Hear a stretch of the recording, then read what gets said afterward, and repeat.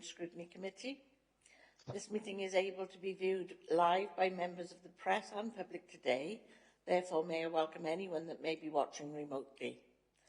A recording of this meeting will be made available on the Council's webcasting and YouTube channels after the meeting has concluded, should anyone else wish to view it. To confirm, as a Council, we welcome the use of the Welsh language within our public meetings, but I can confirm that I have not received any notifications or requests to use Welsh today. Therefore, the meeting will be conducted in English only. May I remind members to refrain from using the chat facility and instead use the raised hand icon to indicate when you wish to speak.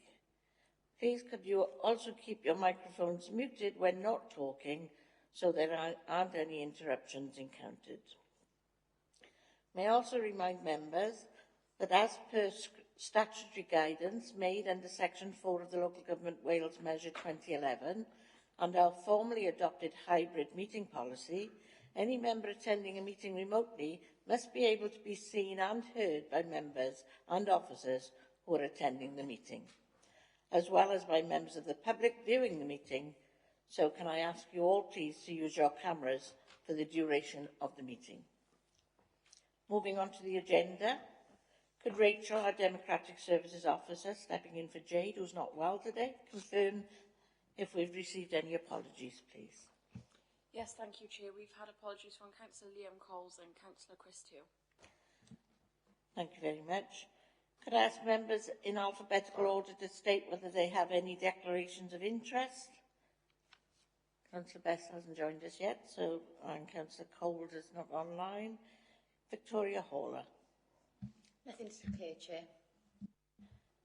Councillor Janet Jones.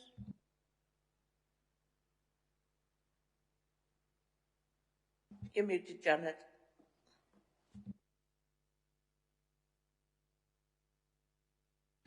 Your microphone is on, Janet.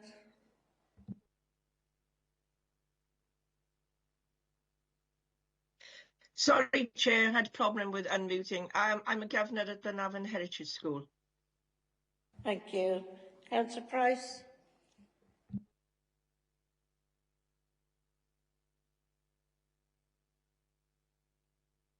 Councillor Price, I can't lip read. Anything to declare? No, sorry, Chair. Thank you. I don't think I have anything to declare either. Councillor Tew isn't with us. Councillor Thomas. I have a grandchild in Cwmbran High and I'm a governor at Nan Callion School. Councillor Watkins. No, nothing to declare. Councillor Williams. I'm a governor on Pontnewydd Primary and Woodlands Primary Schools. Thank you, members. That takes us to agenda item 3, the minutes of the meeting held on the 23rd of November 2023.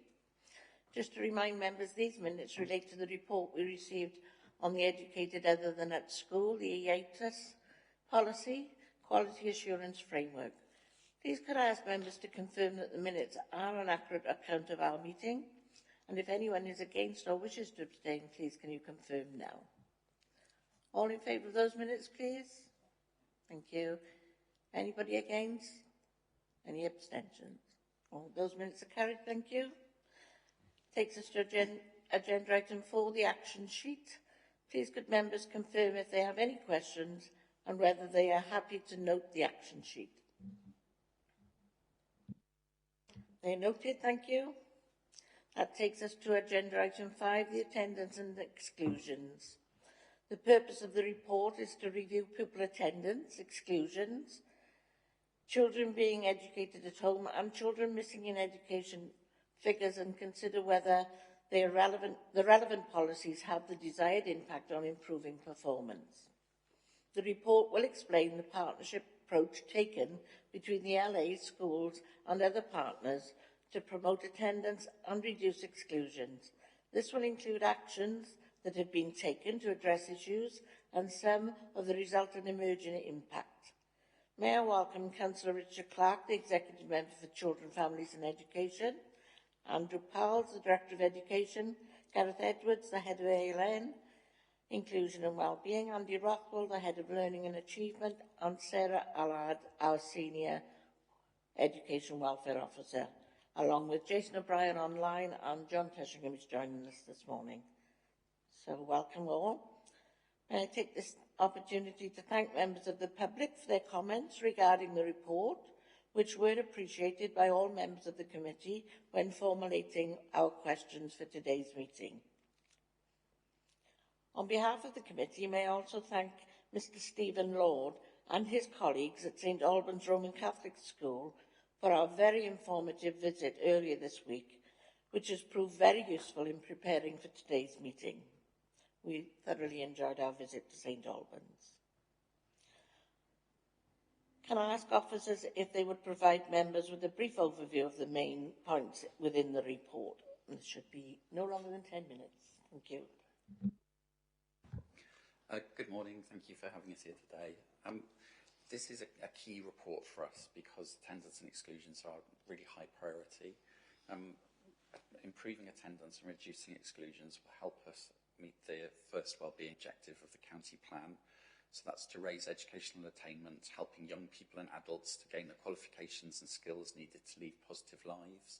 It also really underpins the Estin first recommendation from the 2022 inspection, which to improve outcomes for learners. In a moment, the team will introduce their specific roles within this and give you a bit of an overview of key developments and some of the impact that's had to date. But I just wanted to start by reading an element of the Estin monitoring visit that from last couple of weeks. So as part of that, Estin were looking at recommendation 1 to improve outcomes for learners.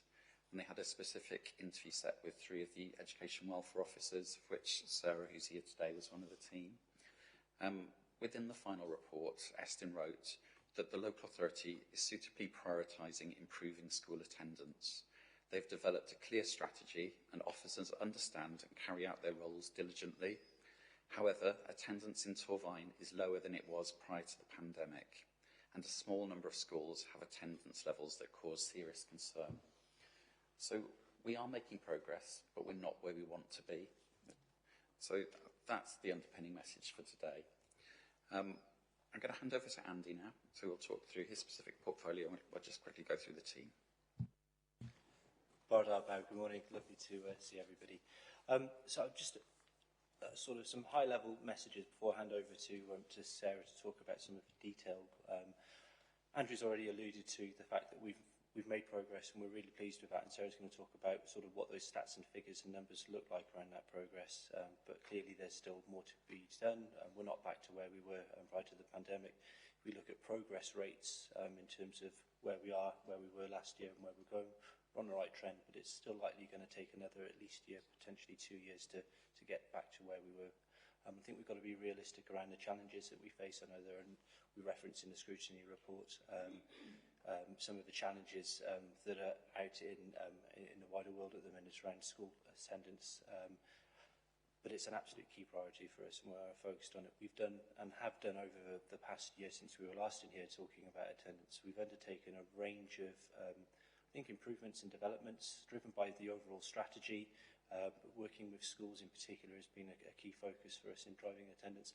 I think it would be, it's worth noting that the improvements have happened because schools have worked with us, and we've been really, really proud and pleased to have developed such strong relationships with schools because they're the key drivers here, us working with schools. So we're really, really proud of that developmental work we've done with them.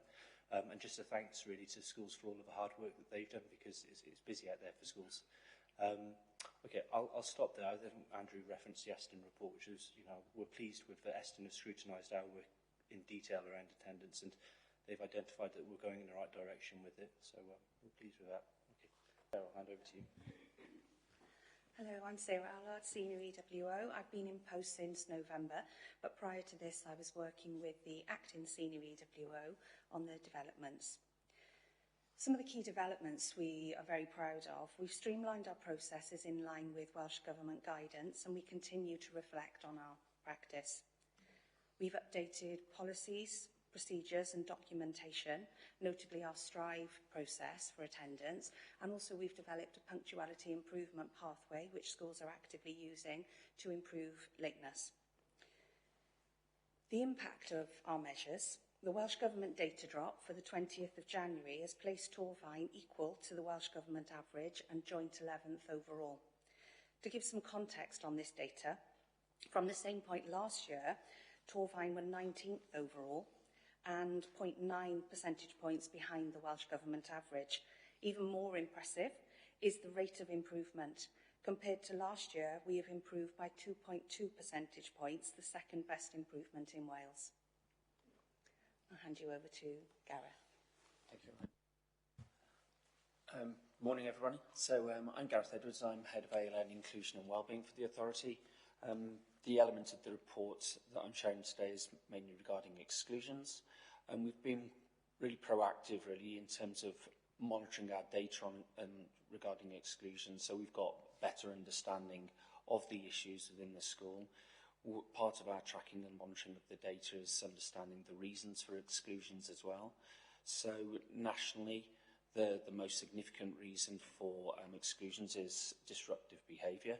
We see that trend in our schools, but also we've got a significant number of incidents which relate to either assault against learners or violence or threatened violence against teachers. So that's a worrying and concerning trend that we support our schools with.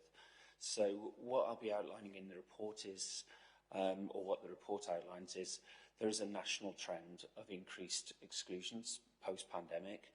Torfaen isn't showing anything that's unique or dissimilar across Wales. We are seeing an increase across exclusions across the range, both in primary and secondary, although primary exclusions seem to be now levelling off and are starting to sort of, well, compared to last year, they're on track to be lower than last year. Exclusions in secondary remain high. We are one of the lowest in terms of permanent exclusions, probably one of the lowest in Wales.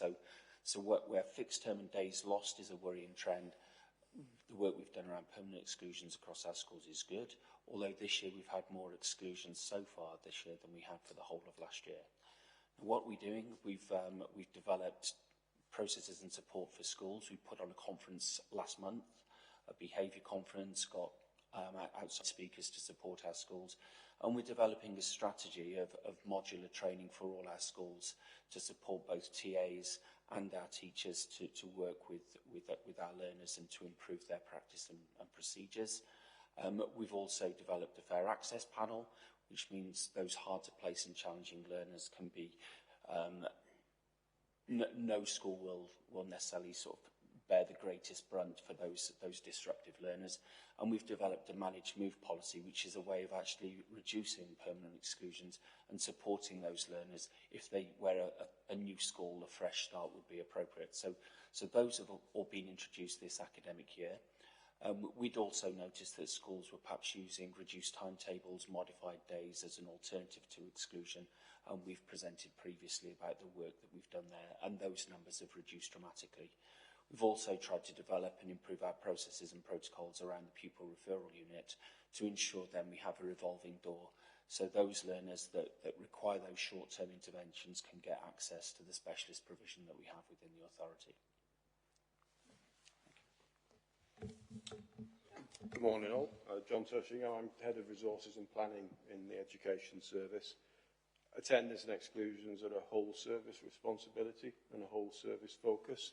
So whilst a lot of the teams that come into my remit are on the periphery of some of the work that Sarah and Gareth's teams get involved with, it's really important. So I've got Play Service who work on social and emotional wellbeing, particularly in the primary schools and early secondary sometimes, which is important because if children are happy, they're in school, they're more likely to be in school, more likely to be learning. We've got catering and cleaning, school lunches, believe it or not, quite important in terms of attracting children into school, making sure that they're in a good place to learn. We've got the youth service working with secondary age learners, and often the ones who are having some issues, need some support, and without that support, would they be in school? If they're in school, would they be behaving? And we've also got the Youth Engagement and Progression team, so the NEETS team, from year 7, often working with some of the learners who we really are quite concerned about and want to make sure that they remain in education and then go on to either further education, training or work. So although we're a little bit on the periphery, it's working probably, I would say, with some of the learners who need more specific support. Thank you. Thank you for that, officers. I now invite members to ask the officers the questions that were prepared during our pre-agenda meeting yesterday. And the first question lies with me. The local authority has asked all schools to set informal targets to help inform their own evaluation and improvement processes. Have they all done this? Are the targets aspirational enough, and how are they monitored? Thanks, Councillor. Yeah, good question. That. So yes, we did. We asked at the start of this year, and actually at the start of last year, all schools to set targets, albeit non-mandatory. So we followed that up through, we visit all schools throughout the course of the year. Secondary schools get a termly visit, primary schools get a yearly visit, and we'll touch base with the schools at that point around what their target is it aspirational? And I think one of the things that Eston have asked us to do, working alongside improvement partners who work with schools, is to both support and challenge schools around the attendance processes they've got, but also are their targets appropriate. Of course, we can't mandate at the moment. I suspect Welsh Government might bring that back as part of their suite of updates. But yeah, it is something that is regularly reviewed on a yearly basis, and as I said, with secondary schools on a termly basis. Thank you. Okay. Question 2, Councillor Williams.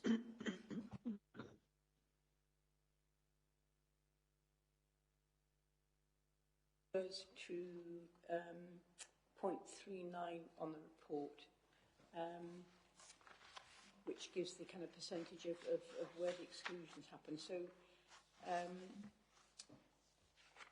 So, are the schools issuing the fewest exclusions, managing the issues differently, or is it likely to be a result of specific cohorts? How are successful approaches shared by schools, such as the use of wellbeing areas or approaches to pastoral support? Thank you. So in terms of, obviously, the decision to exclude is always the decision of the head teacher. So each head teacher will have their own behavioural policies and probably their own levels of tolerance and the sanctions that they use. What we tend to see is obviously that there is a difference across our secondary schools in terms of pattern and trend. We do identify those schools with the greatest concern, and we will try and support those differently. So what we do in those scenarios is about sharing that good practice, developing, as you talked about, that welfare provision, that nurturing provision. So Dr. Julie Casey, one of our senior education psychologists, supports all our schools around exclusion. She tracks and looks at those trends and works with the senior leadership team across the schools to develop various approaches and support interventions. So it is up to the school, obviously, to develop their own provisions. We encourage through the ALN code for all schools to identify their provision maps. What we mean by that is to identify the different areas of provision they've got for each element of additional learning need, and behaviour being a significant category in there. So we look at good practice. So some of our schools are developing their own, perhaps internal pupil referral units, or their own internal withdrawal spaces for those learners who need that sanction. And we share that good practice, and that's one of the modular support training sessions that Julie has shared with schools to, when setting up your own internal provision, what you should do, what it looks like, how to support it with the right type of staffing as well in terms of the interventions. So the training of the staff, the ratios of the staff that would be involved in supporting those nurture or those behavioural intervention groups. Yeah, the other thing that we do as well is we have an Elenco forum, both an all Elenco forum and a secondary Elenco forum. So we share good practice with Elencos around that, but the secondary Elenco forum is that opportunity as well, where the secondary Elenco's can share that good practice. We're involved in that and support them. And we also work with the college to support transition. So for those learners where they found school a challenge, we're also then looking at those future destinations and pathways. And we work closely as well with Gareth Jones, our NEET officer, to ensure that those learners are identified and support is in place so they don't become NEET. Sorry, just to understand a little bit. So you said, if I understood you rightly, that there's a bit of a concern about the differences of approach. So sorry. So is the concern that there's not consistency, or that there's not consistency of progression? Does that make sense? Across the secondary schools, because it's good to have. There's never going to be a uniform approach because school communities are so unique. So I guess that's a good thing. But if it's coming, so where does the area of concern? And I guess it's the fact that it's not the same progression in each school. Each school sets up their own provision slightly differently. So we will have one school that has off-site provision. So those learners are slightly detached from the mainstream school. And, so from an inclusion point of view, that might be more difficult to then integrate those learners back into mainstream. So that's something that we would look at and challenge to some extent. Others might have provision on-site, but perhaps in demountables or a separate unit. We did have one secondary school that hadn't got any provision, and we're working with them to get that now in place for Easter. So that they've acknowledged and recognised that there's been a gap, where they'd previously had other interventions and groups, they've recognised that they hadn't got the right provision for their learners with those social and emotional behavioural difficulties. And so we're working with them in terms of capital grant money as well to support a new build or refurbishment of a new build so they can have the right provision. So, realistically, we want to take the pressure off our pupil referral unit. Schools should be dealing with the majority of the behaviours themselves, and that's what we're encouraging them to do, and that's the right inclusive model. That's really helpful, thank you. Thank you, Councillor Williams. Councillor Jones? Thank you, Chair. My question relates to paragraph 3.10 of the report. Members are aware of other forums that loss of incidents within schools relate to teaching assistants. Is this the correct training? Is the correct training in place to deal with them, with the behavioural issues? And where school staff have been off as a result of violence, abusive or threatening behaviour, how are they supported back into the workplace? Thank you for that. I could probably answer the first part of the question. The second part of the question really would be down for the schools in terms of how they support staff back if following up perhaps a significant incident and what their approaches would be. In terms of the first part, what we provide, schools should identify the training needs of all their staff. So again, the responsibility is with the schools. But what we have done this year, we have funded to our schools for 2 from each cluster to become trainers in Team Teach. Now, Team Teach is the nationally recognised strategy for physical intervention. Now, the majority of the approach, though, is 95% of Team Teach is focused around de-escalation. So what we're encouraging is all staff to identify their training needs. In primary schools, that's mainly a 6-hour course where the main focus is de-escalation. In secondary schools, it's a 12-hour course, and there will be elements then of guides and escorts that could be used where schools would need to, staff would need to determine on whether it would be appropriate, proportional and necessary to actually physically intervene. And the areas around that would be to protect the learner, to protect themselves and against damage of property. So that's what we've done. We also have a network group, so our pupil referral unit and our outreach team who are more experienced trainers and advanced trainers, so they've got another element. They oversee and moderate the quality of the courses that schools are delivering themselves, because now they're registered to do the work, and they support them and provide that quality assurance. So that's the main part of the training that TAs would do, and obviously if there's additional training needs that are required, the schools could come to us and we could put on additional training around behaviour, either done through our own team or through the Education Psychology Department. Okay, thank you, Chair. Thank you very much. Thank you, Councillor Jones. I have a supplementary. Are agency staff covered in that? Because I know schools use a lot of agency staff, and whether or not the training is on offer to those, which can be quite frequent. You can have one different staff on different times of the week. So. Yeah, exactly. I want to work for an agency, and the agency sometimes provide that team teach training for their staff. No, not all will, but again, if schools are putting on long-term, contracts for their staff, it's for them, because now they've got the trainers themselves. They can put on those courses. They can identify the training needs. I always advise schools, you want to put your most experienced staff with your most complex learners. So sometimes when we identify additional support for schools, they might buy in some agency work. Those agency staff shouldn't necessarily be working with the most complex. So I think realistically, schools should identify what the risk assessment is or what the needs of the learners are, put the right staff in place, and then if there is a training need for those agency staff, they can do that through Twilights or through their own inset. But some agency staff will identify that as a specific training need anyway when they're registering them, and will do that as part of their generic training. DBS in and Team Teach is generally the recognised course. Okay, so there will always be instances where perhaps people requires a restraint that has come out of the blue, but always after a first restraint or the need for intervention, they would expect the school to have a personal handling plan in place for that learner.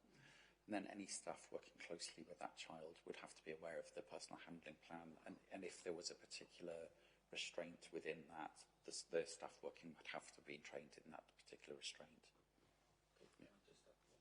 One further element, if schools do use any physical intervention, then they need to record that. The process for that is through our bound and number book. In Cranbridge, they also use Behaviour Watch, which is kind of an online system where they record all those behaviours, and then those are shared with the local authority. So our outreach team monitor that on a quarterly basis, well, on a termly basis, and then feed that in. So what the purpose of that is obviously we can check how many interventions are there, and then we can also then interrogate and ensure that was it appropriate, was it proportionate, was it necessary, and did they use the appropriate technique. And if staff weren't trained, as Andrew just said, then it identifies the training need, because we're aware of that behaviour now. If it's predictable, you can prevent it. Thank you for that. That takes us to question 4, Councillor Watkins. So referring to paragraph 3.11, it states that 7 permanent exclusions were issued during the academic year, of which 2 were overturned on appeal. Were they the only 2 exclusions that went to appeal? And are you confident that the permanent exclusions process is being managed correctly within schools? I think that's me again. So the honest answer is I don't know. In terms of how many appeals that we had, I haven't got that data to hand. I can find that out and feedback for you. The decision to appeal is obviously the parental choice, and we support parents in that process, but also parents are entitled to independent advocacy. We have a service level agreement with Snap Cymru, and we always direct parents to Snap Cymru. We discuss with parents what their options are, if they wish to appeal, in the process around that. And but we will also work with schools and work with parents on alternatives, such as managed moves, such as possibly alternatives such as the Otis provision at the pupil referral unit. So we also then, if parents do go down that appeals process, then as we say, we do encourage that independent advocacy.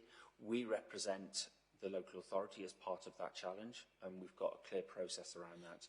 And we also support the governing bodies through training. So we support the governing body appeal process, so their management committee, and we advise governors on what their role is in terms of that appeals process. And then there's a further independent appeal process if parents lose their right of appeal, and we again support that process. So we're quite confident that what we've got in place is appropriate at the moment. We are reviewing it just to make sure it's clear and consistent for each school in terms of that challenge, and that we all follow that same kind of script, if that makes sense. So, but if you do want the number of appeals that we have, then I can find that. Yes, that would be very helpful. Thank you. Thank you, Councillor Watkins. Councillor Thomas, question for you. Thank you, Chair. My question is on regarding 4.4. With regards to attendance, Torvine schools have quickly closed the gap on the national average. Are you confident this trend will continue? I'll start with that, and then I might bring Sarah in as well. I'm going to say yes. I'm going to stick my neck on the line and say yes. I'm really confident that we've got the right processes in place, strategies. I think the key bit, as I alluded to in my introduction, was the relationships with schools and working with them, because that's the greatest enabler, working in partnership. And Sarah will talk about this as well, I'm sure, but the extension into multi-agency, working within the local authority as well. We've seen a really positive trend. It will hit a ceiling at some point, but we'll work through that. If you look historically at Torvine's attendance, and I think the data there in terms of Table 2 and the previous table, Table 1, show where we've been as a local authority sort of 6 years ago in primary and secondary schools. Our greatest challenge is definitely with the secondaries. Secondaries' rate of progress, whilst has improved significantly, there's still a long way to go. And as we very well know, we've got 2 schools where we're really putting a lot of resource and effort into continuing that improvement. So, yeah, I'd be confident, yes, but it is going to hit a ceiling at some point. And I suppose, as you see progression rates, we're accelerating quite steeply at the moment at the rate of progress, but that will tail off as we get to the ceiling point. Sarah, I don't know if there's anything you want to add. Yeah, that's great. Thank you, Councillor, for the question. So attendance is the responsibility of our schools, and EWS work in partnership with schools to improve attendance. Myself and my team, we're very dynamic and we're confident that we can continue this upward trend. We support schools to create a culture which encourages good attendance. We are very keen to explore the reasons behind absence.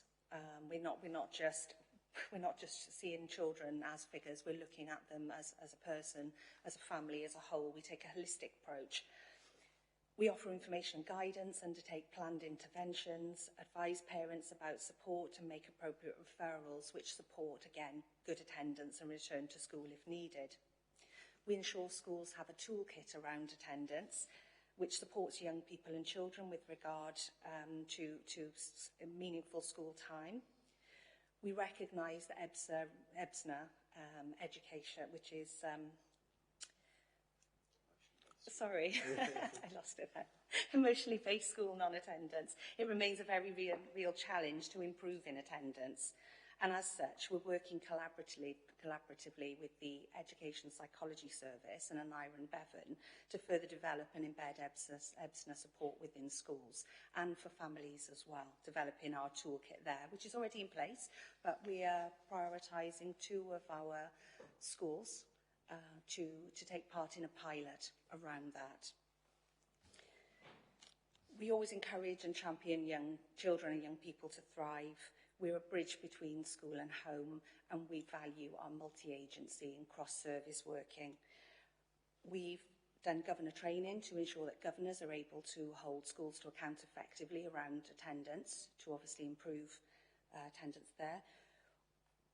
We support the vulnerable groupings within our service, and we support schools to support the vulnerable groupings. We work with teams such as the anti-social behaviour, crime prevention teams.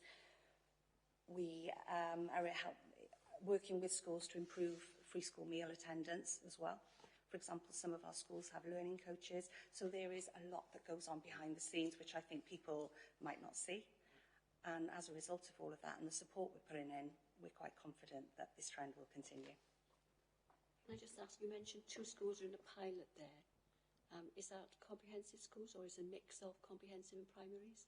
Comprehensive schools, Two because comprehensive. with this pilot project, they have to be secondary school aged at the moment. Can I just add a slight... We've worked... Oh, sorry. Jason O'Brien. Thank you, Chair. I was just going to add, of course, we've got our Not In Miss Out campaign as well, which is very much advertised by Councillor Clark there in the background. And within that, our strive for 95.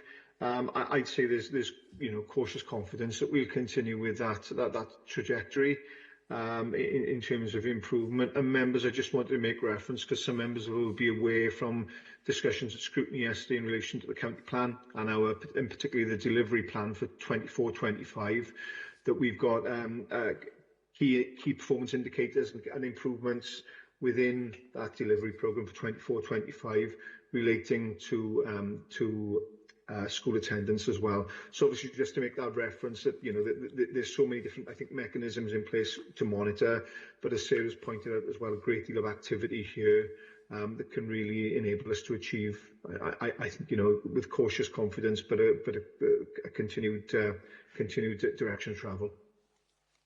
Thank you, Jason. Carol? Yeah, I just wanted to add the close working relationship our ALN team and the EWO team have, specifically about the targeted work we've done about modified days.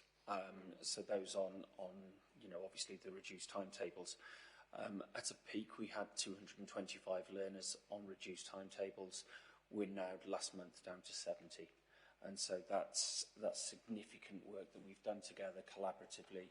And some of that work, the EWOs will be checking codes to make sure that if it looks like a child's on a reduced timetable, then we will address it. We will ensure that that learner has a plan. And we will then hopefully work to get them back in full time. So I think that's been a key piece of work as well. So, more learners accessing full-time education. So that's that close working relationship we have in terms of interdepartmental work. Thank you. Question 6 was Councillor Best, but he hasn't joined us this morning, so I'll ask the question for him, and it's relating to 4.5. And the question is, what is being done to recognise and champion the schools and partners who are achieving excellent results re-attendance, and could more be done in this area in order to incentivise schools, parents, learners, etc., to improve attendance further? Again, I'll start with this, and then if others want to chip in, feel free. So, for me, there are probably 3 things initially to share around this. The first thing is we circulate informally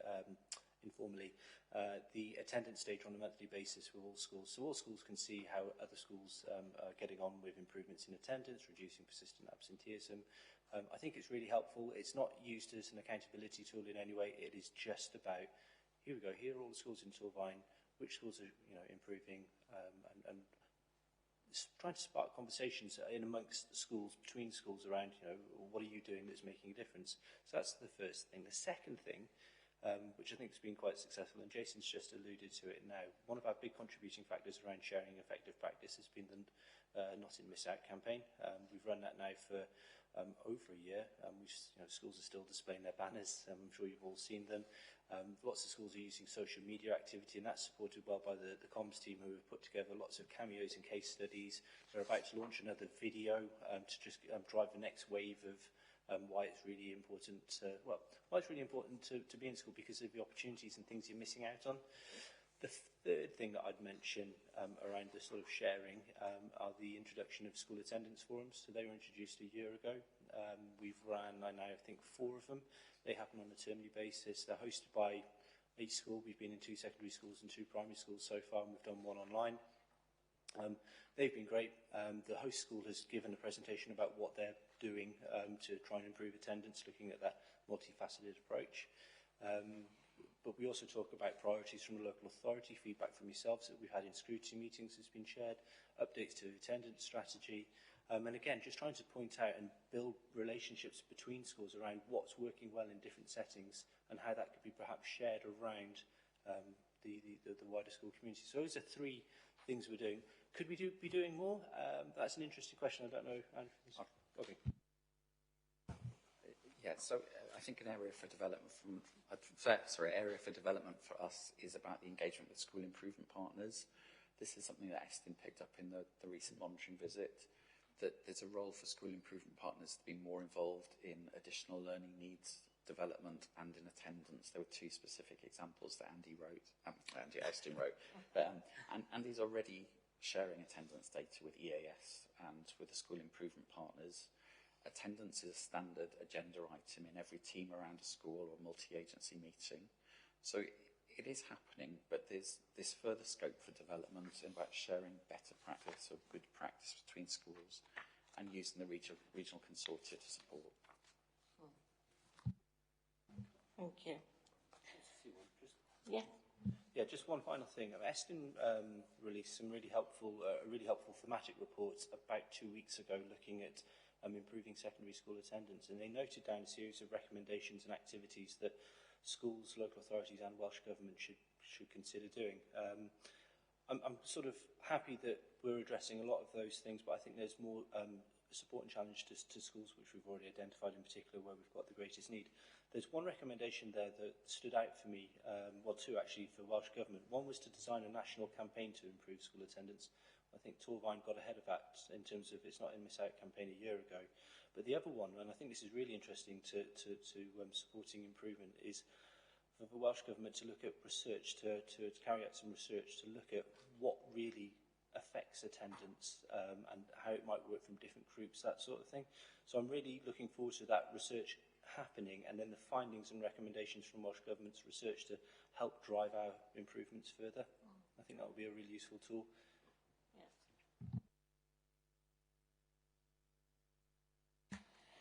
That takes us to question 7, 4.6. Councillor Watkins. Thank you. We've heard and we've been told that some parents and carers feel pressured into sending their children to school when they're ill because of the pressure on the school for the attendance figures to be good. But obviously that can sometimes be counterproductive and then spread the illness, therefore having more children and staff potentially off. But then also there's the flip side of that, which says there's also confusion about when parents should keep the pupils at home, because during COVID obviously there was a much stronger message about keeping them home. So do we think that that area needs to be explored and maybe clearer communication given to parents and schools?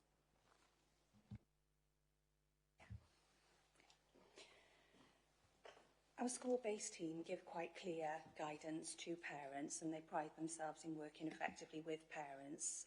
They have an open door policy. Parents can go in and ask about should the pupil come into school. They're on the end of the telephone. They ring most day, every day. And from my perspective, I think it's quite clear. We're striving for good attendance. And sorry. Right, we're striving for good attendance and to get pupils into school, but schools will always advise when it is appropriate. For example, they will refer back to government guidelines, and they will advise them on the isolation time for certain cases. So that is quite clear. For example, after sickness and diarrhoea, it would be 48 hours. School publicise this, and they're always there to answer. Similarly, we take calls in the Education Welfare Service, and we also advise parents if there's a grey area here. We are emailed about it as well, and we're encouraging parents to get pupils back into school, not to infect others, of course, and parents will use their own judgment there as well as guidelines. But we're trying to move away from the pandemic idea that you must isolate for a long period of time, because it really is, if children are not in school, they will miss out on their education. And parents and staff in school are able to administer certain medications, and we advise parents to work closely with schools to overcome these worries. John. Just COVID. I thought we got past that, didn't we? There was considerable confusion still in communities about what you were supposed to do if you had symptoms that were aligned to COVID.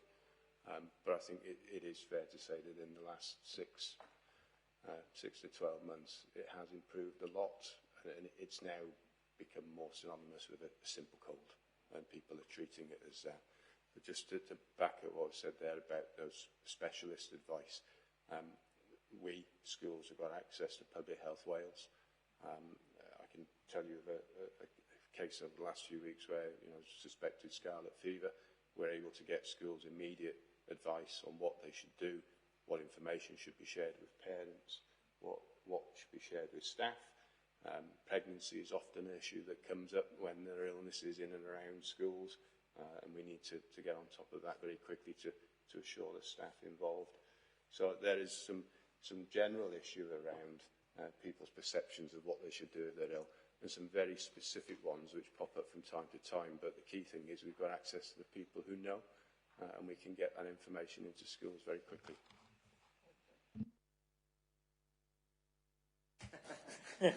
Okay, Jane? Yes.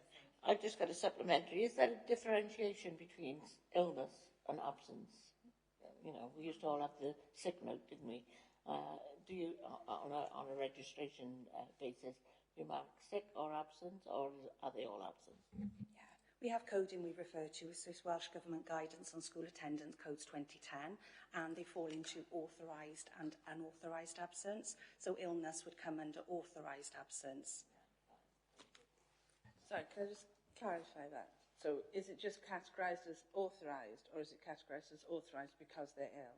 Yeah, the code would be I for illness. So you would see it on the registration certificate. We have a whole series of codes which you can determine the reason for absence. Thank you for that. Question 8 is Councillor Williams. Thank you very much. So this is in reference to 4.9. So it's a sort of asking the question about what challenges you might see when the persistent absence criteria goes from 20% to 10%. Would you see that there might be any detrimental effect on the good work that schools are doing? That's quite a big chunk, 10% difference. So just to sort of have an understanding of how you're going to mitigate that and prepare for that quite significant change, and on the morale of schools as well. So just a little bit around that forthcoming challenge. Yeah, it's interesting. I think it's been adopted in England. I've been using the 90% threshold for a little while, and Wales have now adopted that threshold. In terms of changes to activity from a school point of view, there might be some process and operational change in terms of how conversations are happening with parents around that. So there could be a potential challenge there. We will see a swell in numbers, absolutely. The drop between 90% to 80%, there is a large number of, that's going to increase the persistent absenteeism range, absolutely. In terms of what we do immediately, probably nothing majorly different, because I think, as we've just talked about, the processes that are running in schools already and things that we've changed, we're happy that overall attendance is going in the right direction, but it is going to present itself as somewhat of a challenge as we progress into it, I think.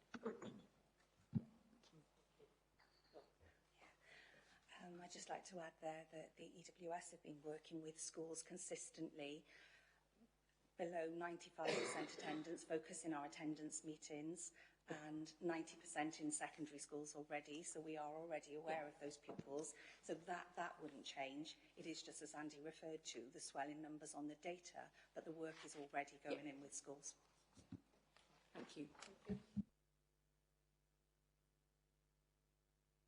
Sorry, the next question, Councillor Williams. Yeah, I think I've got the next question as well, which refers to the next point, 4.10. So the question around that, it appears to be that the year groups with the lowest attendance could be the groups taking exams. Could you confirm the process about gaining attendance marks during revision periods and explain what specific support is available to these groups? Okay, so for a secondary school, it's data up to the end of May is captured and goes towards the national data results. So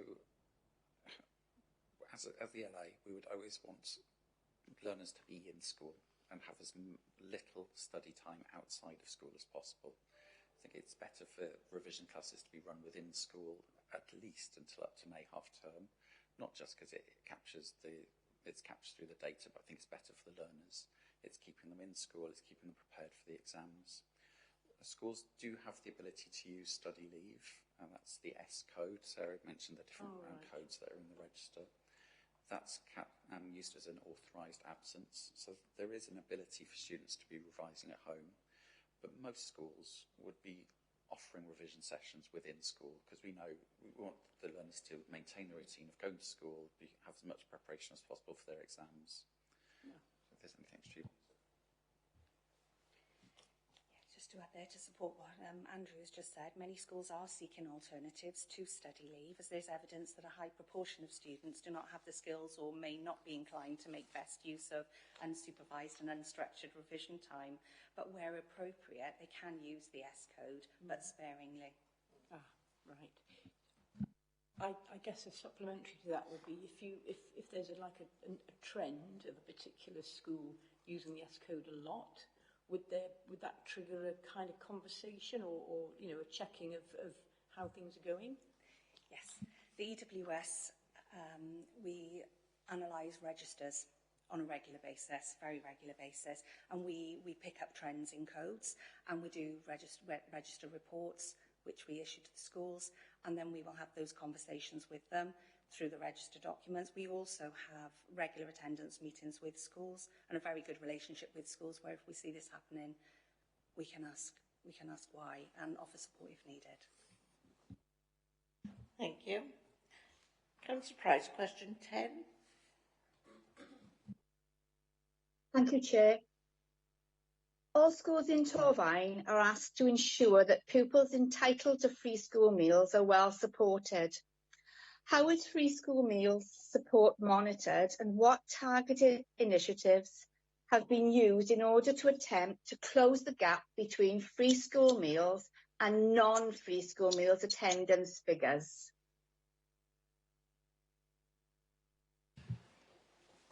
Thanks, Councillor. It's a really interesting question and topical. It's one that we talk about an awful lot, the gap between free school meals and those not entitled to free school meals. So a couple of bits, and again, I'm sure colleagues might want to jump in and add bits of additional information. You'll be aware that all schools receive Pupil Development Grant, PDG grant, on a yearly basis. That's, at the moment, that's administered through the EAS, the Education Achievement Service. And as part of that, schools are required, as part of a grant, to draw up action plans which are put on school websites to demonstrate what they're going to be using the money for with the intended impact associated.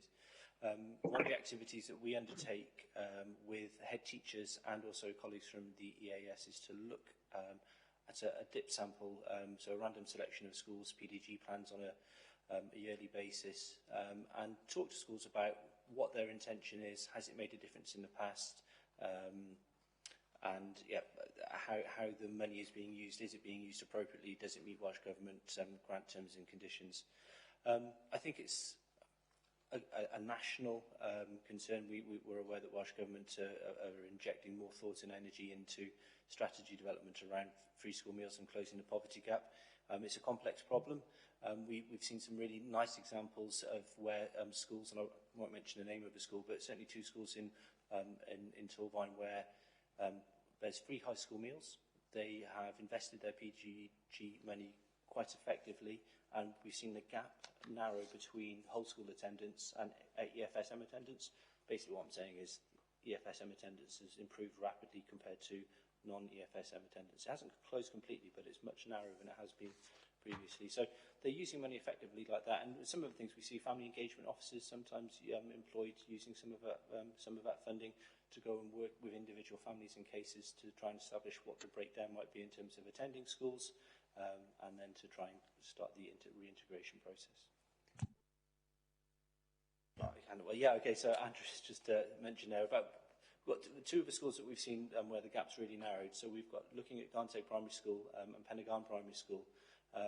Garnteg last year we saw a really quite a closing of the EFSM gap in terms of attendance, and I think that their use of the PDG funding there aligns to their community outreach work, how they work with the community, how they work with individual families to identify barriers, and how that's impacted on attendance. And then similarly, we this year with Penygarn, we've noticed that their EFSM group of learners, their attendance has improved rapidly. And I think it's for the same reasons. When you look at how they've allocated their PDG funding, how they're using their family engagement officers, how they're working with individual families, that's improved attendance there. So going back to one of the earlier questions around how do we share that good practice, well, that's part of the attendance forum. So we're looking at how we can take those messages, the case studies, the examples, that information, that goes into an attendance forum or a shared at head teachers meetings around what is it that you're doing that's breaking that cycle. Hope that answers the question. Yes. Thank you. Just to say that obviously you know that learners in primary schools now are all offered a free school meal. So one of the challenges that we will have as an authority, as all authorities in Wales will have, is what will they use as a proxy for deprivation in future years. So we're anxiously awaiting the outcome of that, because it does affect things like the pupil deprivation grant allocations, which schools use to good effect. I don't think we've had any news on what they're going to do around free school meal as an indicator since probably October or November of last year. So we keep pressing on that one. I think Welsh Government is still as bemused as local government at the moment on that measure. We've got another question which links to this. I think we may have answered some of it, but Councillor Watkins, would you like to ask question 11, please? Yes, well, thank you. So moving on to 4.12, there's a long list of things there. And the first one on the list is the funding of a family engagement officer. So we just simply wondered if all secondary schools have utilised that funding and now employ a family engagement officer. Yes. Yeah, funding's been issued to all schools, and we've it's around the family engagement officer role, and all schools have utilised that in a way that meets their need. You know, we recognise that schools have got different contexts and different needs. The terms and conditions of the grant give schools scope to manipulate, but use the money to, as I said, to meet their need. We monitor that. So again, on our termly visits to our secondary schools, one of the key agenda items for this year is around attendance, but also the role of a family engagement officer. What impact is it having? What changes have been made as a result? Yeah, so there was the grant funding that went to secondary schools to employ these posts, but some schools have also funded additional posts through their core funding. So one of the pilot schools that Sarah talked about where attendance is a concern, governors made the decision to invest in a second family engagement officer post. So this was just one aspect of the provision. Thank you. Question 12, Councillor Thomas. Chair, 4.12, employment of a grant-funded attendance support officer. Parents and carers have suggested that the LA and schools should consider their approach to school refusers. Could you confirm the level of collaboration between attendance officers and the LENCOs, etc., prior to home visits, in order to fully understand the reasons for non-attendance and exploring possible solutions? Oh, sorry. Parents and carers have suggested the LA and schools should consider their approach to school refusers. Could you confirm the level of collaboration between attendance officers and the LENCOs, etc., prior to home visits, in order to fully understand the reasons for non-attendance and exploring possible solutions? Yeah, thank you for your question. Sorry to make you repeat it. There's a high level of collaboration already in place between all staff within school and attendance officers. We go in for meetings into schools, primary and secondary, on a regular basis, and we're always there to talk about problems. We meet with Elencos when necessary. We attend meetings alongside Elencos if they are needed within those meetings. For school refusers, we have a very clear process of support. We hold pupil-centred progress meetings with parents there as well. The Elencos, again, could be at those meetings.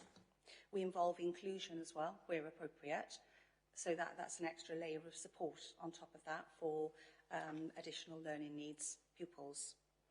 We conduct home visits where necessary in line with our protocols. And again, we put in a high level of support there across agency and make referrals where appropriate to support those pupils to return to school if there is persistent absenteeism. We pride ourselves on being very open to having contact with parents, not just once referred to us in an open case, but in general. We have an open door policy where parents can talk to us. We will advise them appropriately and refer on if need be. Thank you. So if there are specific cases where parents feel this isn't working effectively, every school does have a named EWO. So it's just they either get in contact with that EWO, or if there's an issue with the EWO, they can either talk with Andy, Sarah, or someone in the school if there are individual cases where something's not working. But as Sarah described, it's quite a comprehensive system that's been built up. But clearly, we're open to discussions if something's not working right. Can I just add, in terms of the Elenco role, what we've done really to support Elencos is for some learners, and that might include some of those around that kind of category, the emotionally based school non-attendance. Under the category of ALN, you've got ALN if you've got a learning difficulty or disability that calls for help, additional learning provision. And sometimes that disability could be that mental health issue. And so what we've tried to explain to Elencos is sometimes if they're not attending school, we might want to determine if there's any ALN, which is causing part of that barrier, and including that disability, that barrier to them accessing school. So in terms of some of the support that could be available to them, each of our secondary schools has access to CAMS in Reach, so there's an option there that they can actually get some support. We encourage, if the parents are saying that there's significant anxiety, my child can't attend, to get their child to see the GP, and we will actually make sure then we can track and try and follow that support. So we have school-based counselling service, but we also have an outreach counselling service for those learners that can't access or won't access that provision in school. And we are saying to Elencos, this is something that you might need to determine, because we don't want to then be looking at, warning parents about non-attendance if there is a significant barrier to learning. So that's the work that we've done with Elencos, and also tried to, work with our EWOs to explain, is this something you might need to consider to determine has that child got ALN? Thank you for that. I've got the next question, question 13, which is relating to 4.12 again. Offering online training to schools and governors around new policies and processes. What is the take-up from schools and governors been like? And what involvement has the EAS had? In terms of support to schools, first of all, over the course of last year, in particular when we were introducing some of the new elements of strategy and process that were changing, and also fixed penalty notices, we ran quite a number of sessions for schools, taking them through that process. Take-up there was really good, 100% attendance over the course of 3 sort of sessions, delivering the same thing. So we gave sort of mop-up sessions if people, for whatever reason, weren't able to attend. We also recorded the sessions and shared them. We did a similar session at the start of this year, didn't we, in September, where we talked through, again, some of the updates that had come through in September. That was extremely well attended by schools, and we were able to provide them, because it was online training, it was a recorded session. Any school that wasn't able to attend, we were able to share the recording of, so that they had it. Talking to school leaders at heads meetings, and also at the online at the attendance forum that we held in the autumn term. They really liked that approach, the flexibility, because the school day is really, really busy. We can put something in for 4 o'clock or we can put something in for 8 o'clock. We're not going to get everybody there, but having an on-demand approach really works for schools, so we're conscious of that. If we move on to the governor element, so we did run, we've run 2 sessions specifically for governors we've run one in the autumn term. We've got another one coming up on the 12th of February. Unfortunately, the turn up or take up for the first session in the autumn term was really low. We had 1 governor attend. What we've done, though, it kind of draws on the thinking from the school-based stuff, was to try and make it more of an on-demand approach. So rather than saying, look, we're going to run a session at this time and we would love everyone to come to it, the governors are busy as well. You know, they've working lives, commitments elsewhere. So we're in the process of developing a whole suite of on-demand training modules for governors to access at their leisure, which will cover the same content. There'll be a bit of a sort of a topical quiz. We're hoping that's going to be going live from September. This has been done with support from EAS, which has been really helpful. So they've created the platform to enable us to do that. So I think collectively those 3 approaches are working. But take-up in the autumn term from governors was very low. We've also taken attendance updates to TAS, so the Torwine Association of School Governors, which has been really welcomed, alongside updates from Andrew and our progress against the Post-Inspection Action Plan. Thank you for that. Question 14 is Victoria. Hello. So in 4.12, you document that a refinement of referral process, the EWS, meaning that cases are dealt with quicker and reduced bureaucracy. And my question there is, are you seeing a difference in this area? And if so, what is the impact of the difference? Hi, thanks for your question. One of the changes we made, which has been very warmly welcomed, was a change to our referral form to speed things up, and that's in line with Welsh Government belonging guidance. So if schools have tried everything possible but attendance doesn't improve, they can refer to the EWS, and the reason we ask them to try everything possible is they know those children and young people best. They know their needs. They're working with the families on the ground. We developed this in line with our legal team to ensure we were following guidance and statute, and the form is a true reflection of our multi-agency cross-service working as well. It now recognises the responsibility of both parents, so there is space on there for both parents' addresses, and we work with both parents. We invite parents to meetings. We are happy to do separate meetings should that happen, and replicate those meetings as well. It offers more clarity around school-based actions and also onward referrals as well. It gives schools an idea of maybe what they could try going forward to improve the attendance of pupils.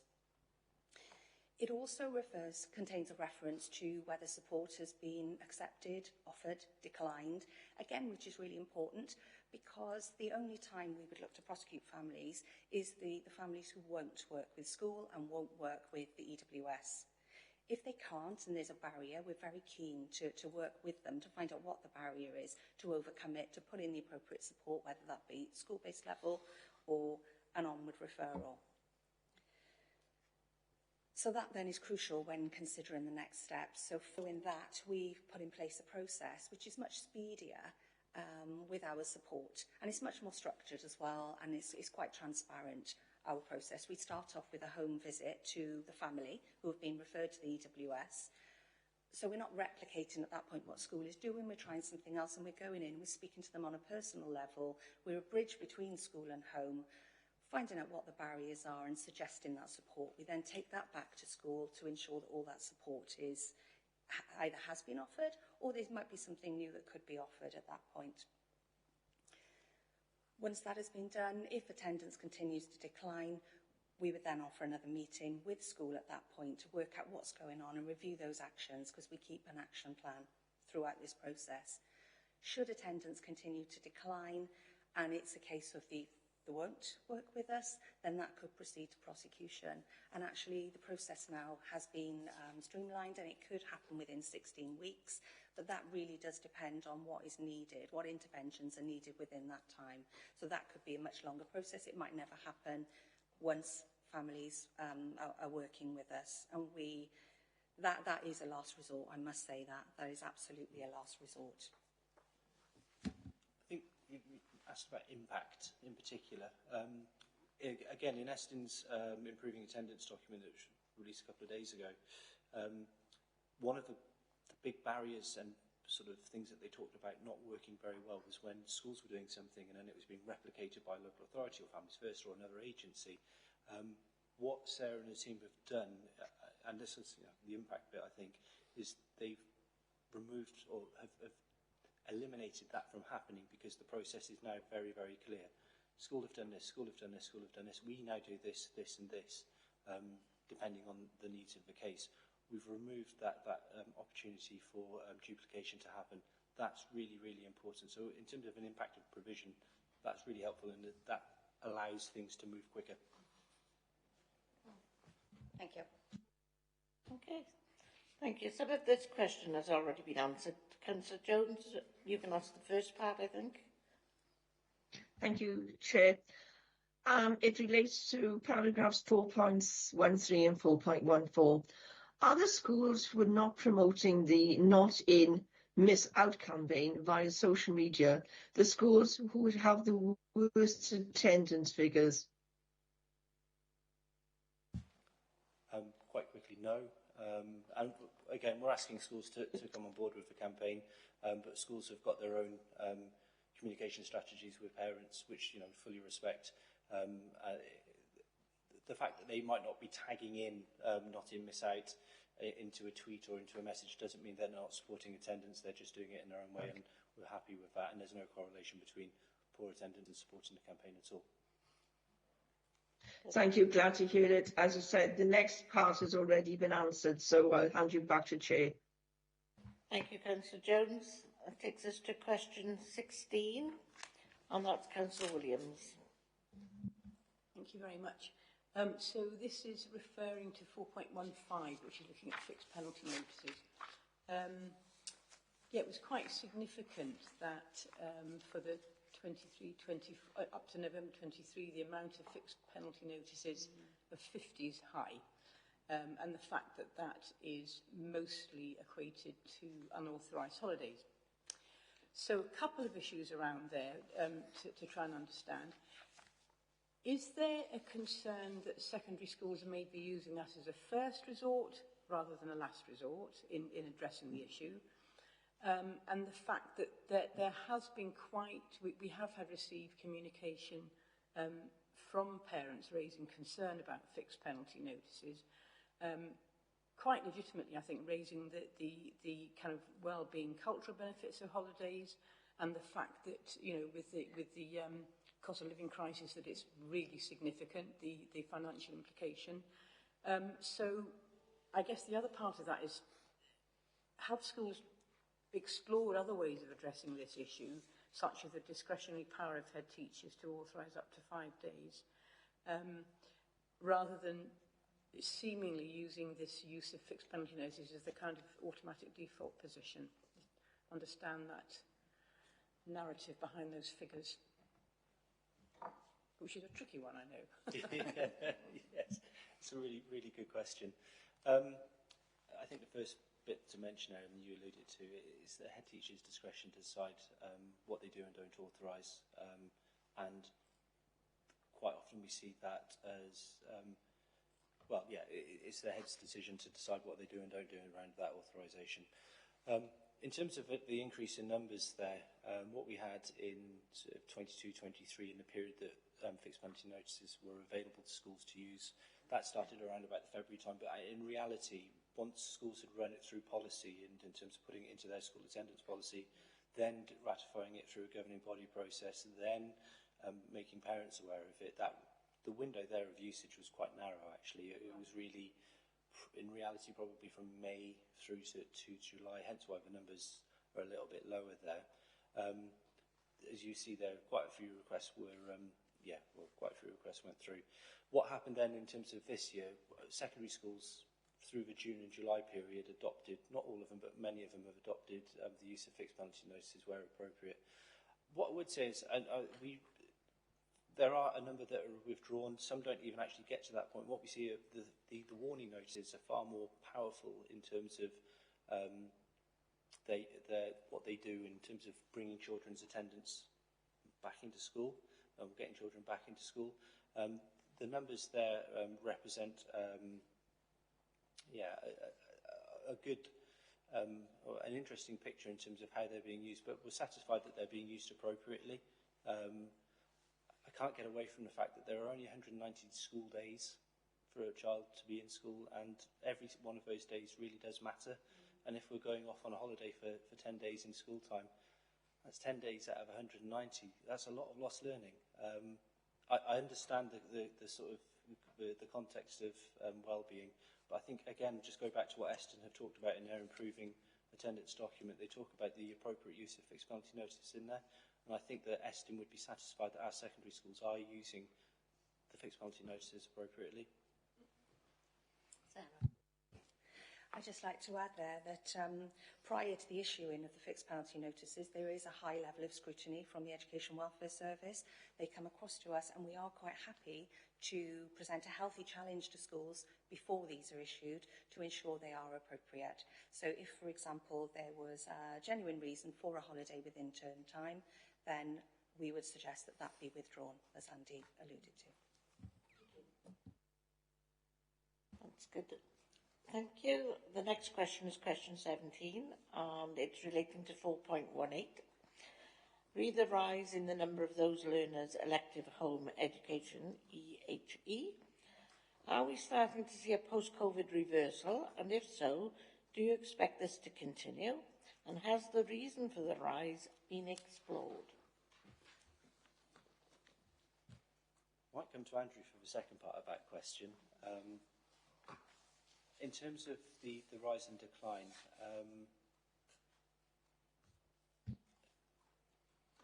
as we are at the moment, the number of requests is lower than it was this time last year, but that's not to say that, or applications, sorry, to become home ed, that's not to say that that might increase as we get close to, for example, exam periods, where there might be emotional-based school needs there.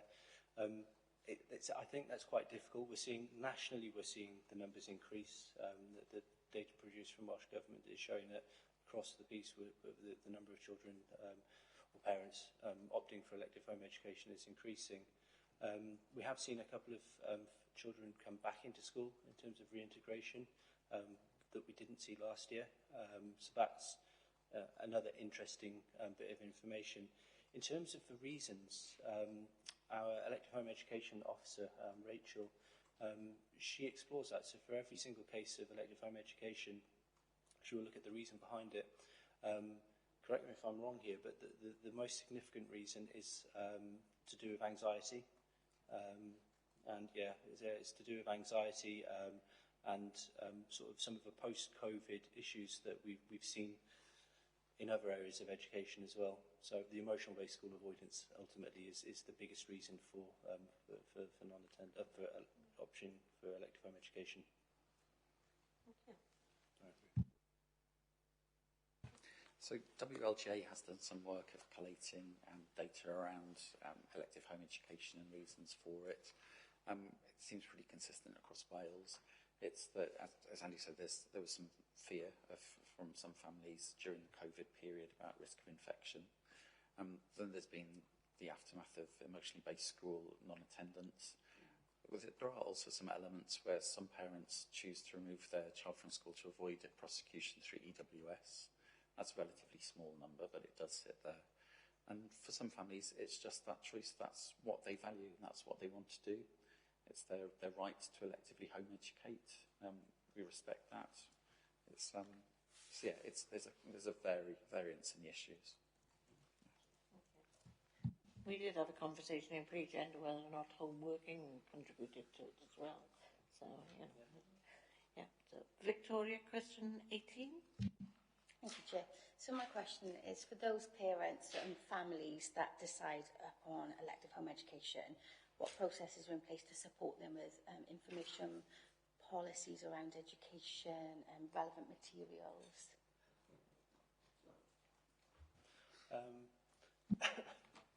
So there are duties on the local authority for all elective home education children. I think the first and most of all I'm sure you'd be comfortable with is around safeguarding the well-being of all of those children. So we've got a duty to try and understand as best we can that they're receiving a suitable home education and that the safeguarding arrangements are appropriate. Now that can happen through a variety of ways. That might be through a report that's shared from parents to Rachel Elective Home Education Officer. It could be through a formal or an informal meeting.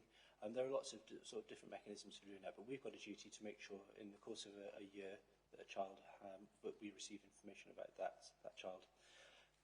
Beyond that, we work with parents. Rachel works with parents quite a lot. Recently she ran a conference for elective home education parents down in Falk.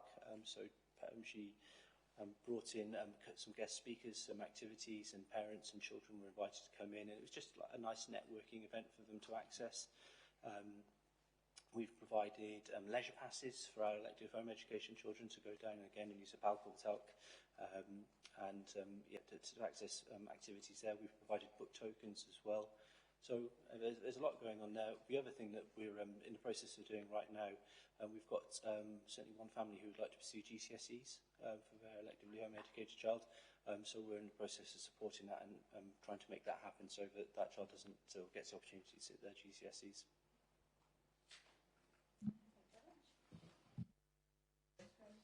Yes, Jane, supplementary? Thank you. I believe one parent, when they wrote into us, made comment about an actual policy that they should receive or an actual document that they should receive when they make the choice to home educate. Yeah, so the local authority's got one. It's literally just been updated and is going through translation. As soon as it's been translated, which is happening right now, it will be on the council website for everybody to access there. And they're informed then when they speak to their school, so they speak to the school that the child's at first, we explain they want to home educate, and then they're directed to that policy then, are they? Yeah, they'd be directed to that. But Rachel, that's where Rachel also steps in as her role as the elective home education officer and will work with the family at that point as well. Yeah, I think members had a concern that whether it was signposted to home educator or once they decided that was it, they had to find their own way in the world. So there we go. Question 19 is Councillor Williams. Thank you. I think this is the last question in relation to elected home education. It says that a designated officer will conduct an assessment on at least an annual basis to determine the home education being provided, etc. So this question is also in the context of emails that members have received. Basically, it's can you confirm the legal position of the local authority and parents and carers in this process in terms of permission? We've been asked specifically about the legality of that relationship.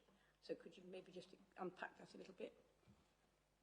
Yeah, again, I'll start, and perhaps Andrew might want to join in. So we just follow Welsh Government guidance on this. Welsh Government set clear guidance that we deliver on. So that would be an annual check. We said we don't have a right to access, but we have a right to request. So we'll request some information, and that's around, again, making sure that the education that the children are receiving is fit for purpose. That's the nub of it, really. Andrew, I'm not sure if there's anything more to add to that. It's just Welsh Government set out the procedure and we act on that. Yeah, so children need to be receiving an effective education, but there's no clear definition of what effective is. And we recognise that there will be a variance in different families of what they consider to be an appropriate education, and that's likely why they've chosen to withdraw their children from school, or have never enrolled their child in a school. So, as Andy says, the Rachel EHE officer will offer a visit to a house. It's within the gift of that family to refuse that visit. So there's a tension there in that we want to make sure there's an effective education. However, there is no right for us to go in and do a formal assessment. So that's why it's so much based on the relationship. We absolutely don't want this to be a difficult relationship. We want to support effective home-educated families, recognise it's their right. We want to signpost and support as best we can. And again, like Andy said, if later down the line children wish to sit exams in exam centres run through schools, we will do our best to facilitate that. We want it to be a productive and supportive relationship. Can I just comment? Sorry, I think from the point of view of councillors, that definition of a right to request, but not a right to access. I personally found that a really helpful and clear definition of those rights. So thank you very much. Thank you. Our next question is to Councillor Clark. Richard, I don't know whether you're aware that you have a specific question. It was felt that there was a slight political slant on this question, so we thought we'd ask Councillor Clark, and it's Councillor Thomas to ask the question, please. Councillor Clark, are you frozen? No, he's still there. I saw him blink. Richard? Question, Richard, sorry. It's related to item 4.23. A rise in exclusion is often seen near the end of the longer half terms. With this in mind, what is the view of the LA and Torvine schools regarding the possible changes to the school calendar, such as a shorter summer holiday and a 2-week October half term? Richard, can you hear us? I can. I'm just having a little problem with the phone a second. Okay. Okie doke. I don't think we have a set view as such. Andrew will correct that.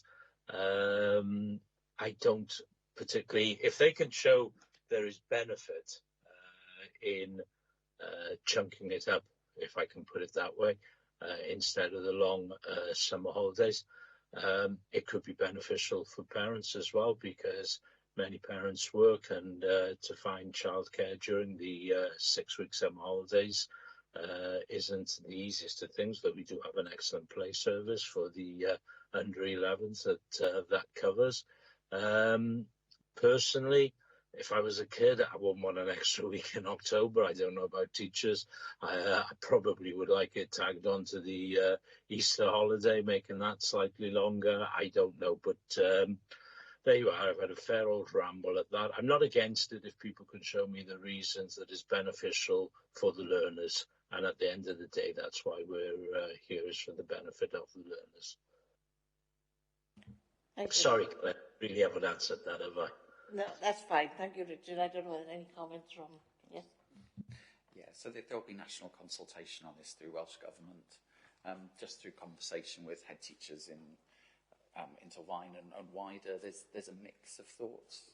I'm not going to come down one way or another, just that there is a mixture of views, but that would be a national decision. Just to add to that, from a parent perspective, the consultation is live, so parents can put their views in currently. Thank you for that, Victoria. Yes, and I think there was some concern about holiday time as well, around exam time, so I think we did have some comments. So that takes care of Councillor Clark's question.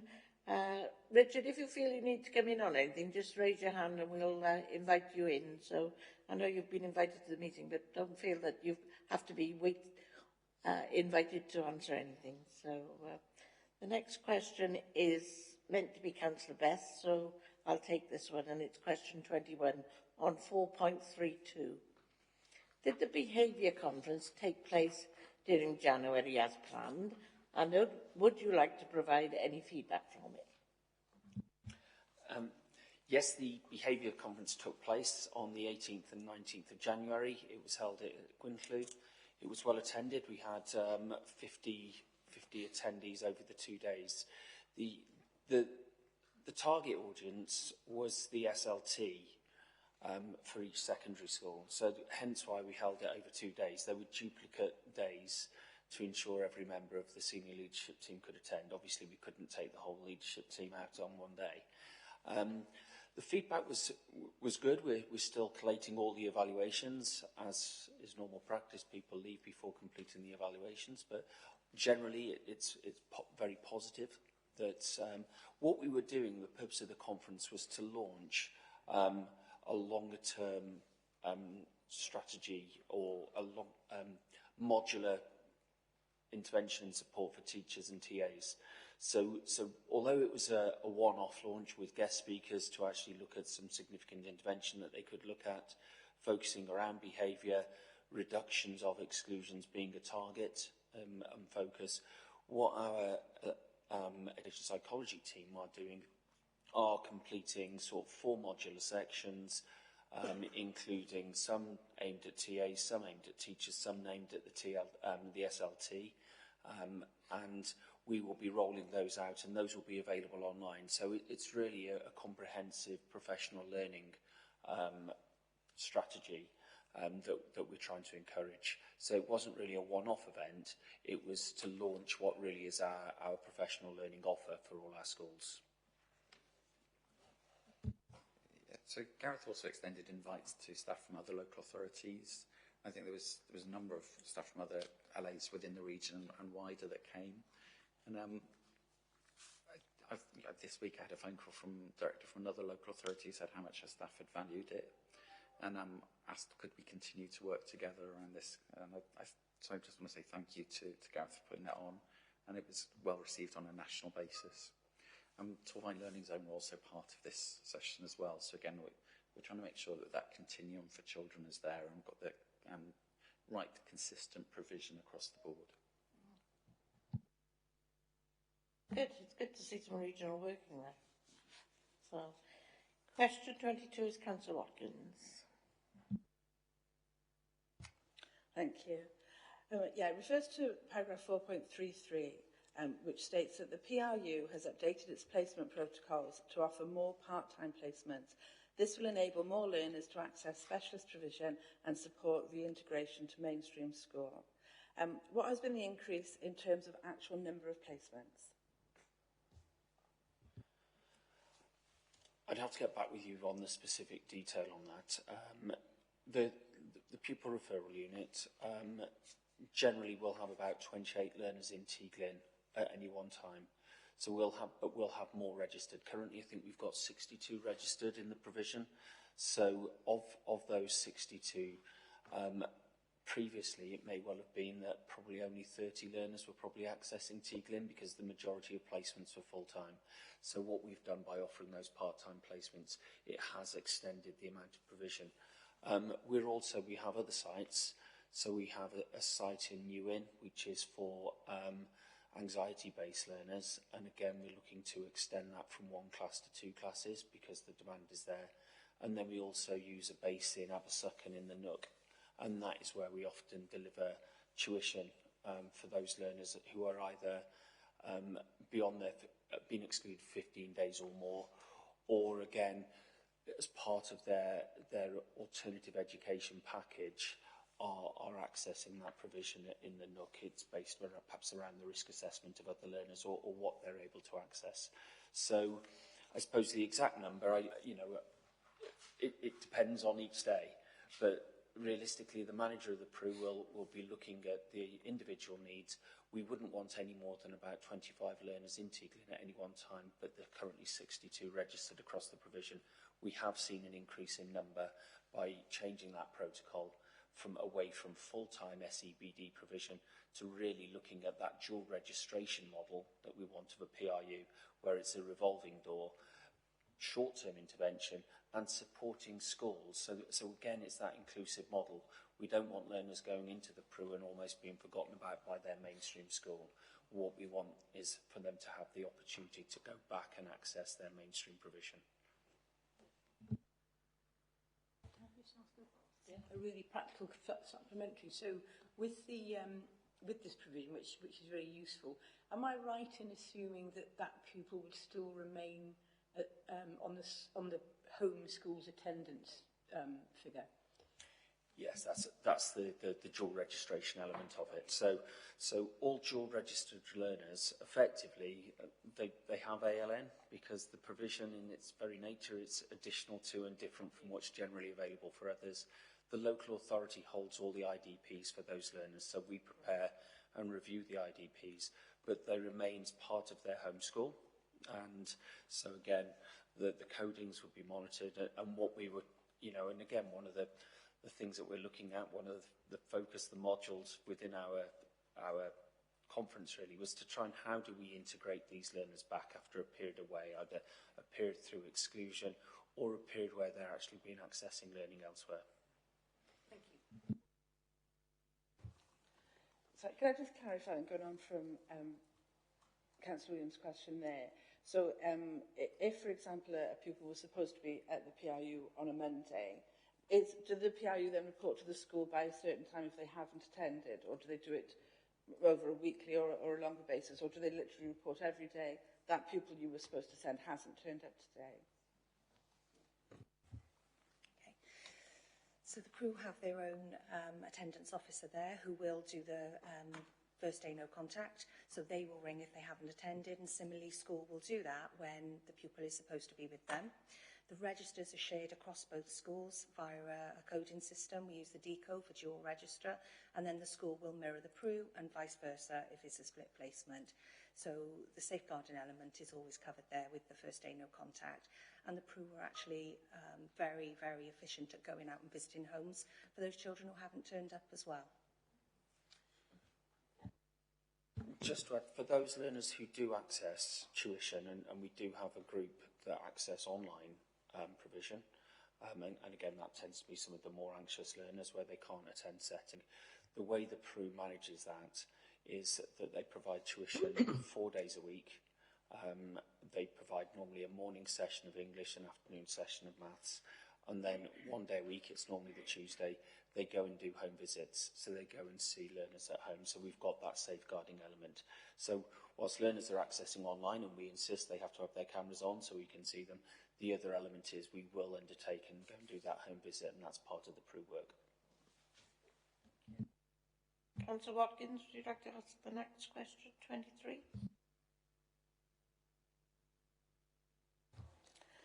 Yes, so still focusing on point 4.33. What provision of support is available for learners who struggle with full-time attendance, might become overwhelmed by the size or the noise of a mainstream school, and would benefit from long-term or permanent off-site provision support 1 or 2 days a week so they can cope with demands of mainstream for the rest of the week? So I suppose what we're talking there is schools can utilise what we'd call a modified day, a reduced timetable. Now, what we have ensured, and to make sure we have consistency of use of that, is every learner on that would have to have a pastoral support programme. So, sorry, a pastoral support plan, a PSP, that will identify what their provision is throughout the week. So if they're not able to access full-time, or that their provision isn't in line with the generic and timetabling of the school, that would need to be then clear within the pastoral support plan. So some of the bits we've already touched on is that there could be use of tuition. Also, last time we came to scrutiny, we talked about alternative education provision, which is slightly different to EOTAS. So schools can commission their own alternative education provision, use of college, use of sometimes boxercise, military prep. We've got HIT Education, which is kind of a third-party provider that deals with vulnerable learners and takes them out into the community, delivering perhaps Duke of Edinburgh type stuff, or supported physical activity, or some mentoring, Agored Cymru type activities, stuff like that. So schools tend to commission their own, or if they're through the PRU, the EOTAS provision, sometimes learners are accessing part provision out in the community with sometimes those third-party providers and sometimes the provision within the pupil referral unit. John, did you want to add?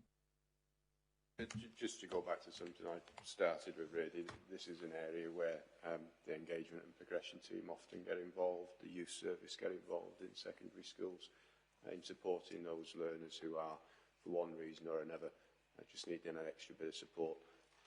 Schools will sometimes ask either of those services to go in and support with individuals or with groups. And it's a way of making sure that they keep them in school as much as possible, but give them a diet of learning throughout the course of the week, which actually they absolutely need at that point in time. But as a transitionary step, it's not something that's going to be there permanently. It's to try and get them back to the point where they can engage with mainstream education without that support in place. Thank you.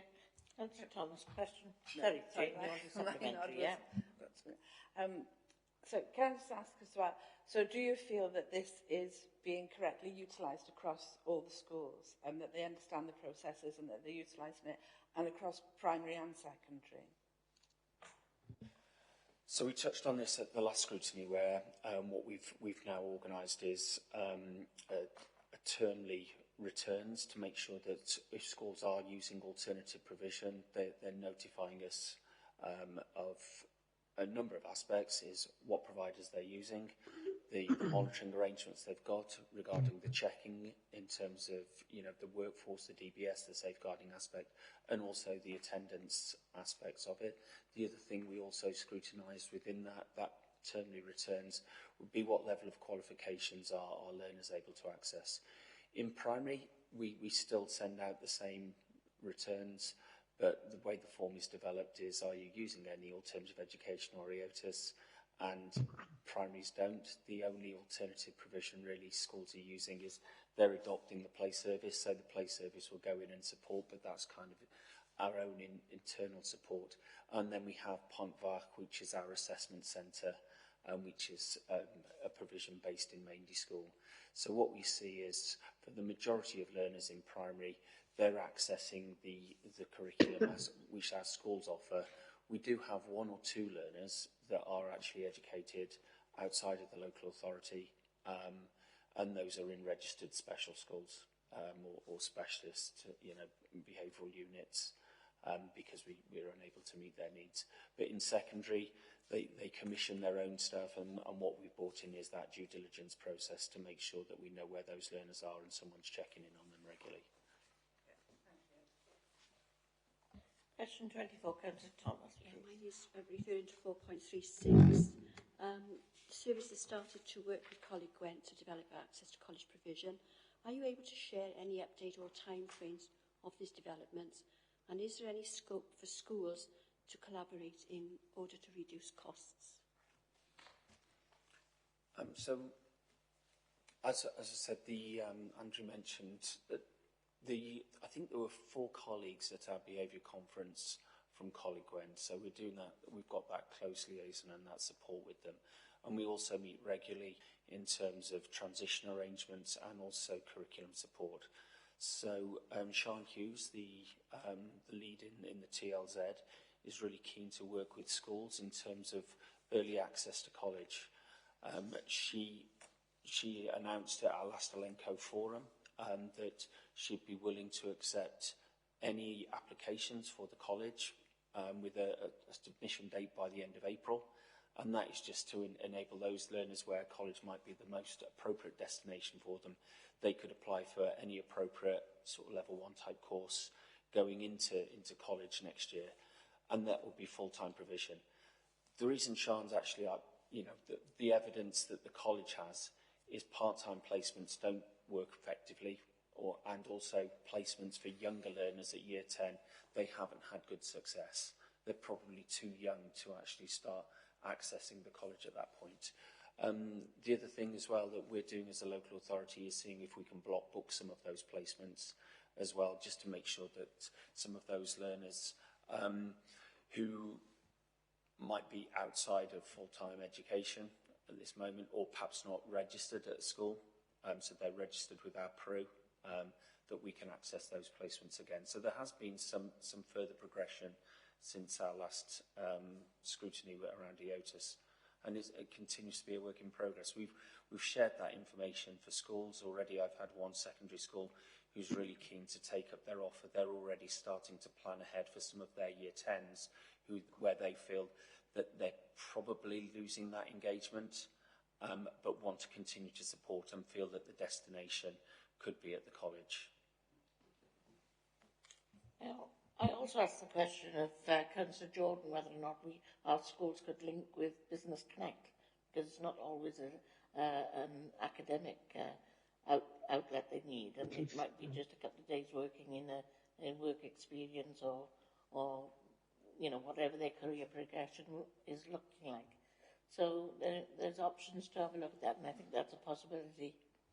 Yeah, Gareth Jones has been, explores those, Gareth, is our engagement and progression officer. And he supports those learners who could be NEET, and we definitely see that as a potential pathway. Extended work experience placements is an alternative avenue, because again, the diet of one element, if it's schools, if the TLZ is sometimes quite similar. But what we also want to explore is those vocational type college placements, which sometimes are further afield, and so some of that is exploring the opportunities around the transport issues, etc., so we can make sure learners can access the service buses that they need to support some of that work. John's got some. A bit more to that. Gareth's team, you may or may not be aware, opening a cafe in the Civic Centre shortly. And the main reason for doing that is to give experience to young people of working in the catering trade.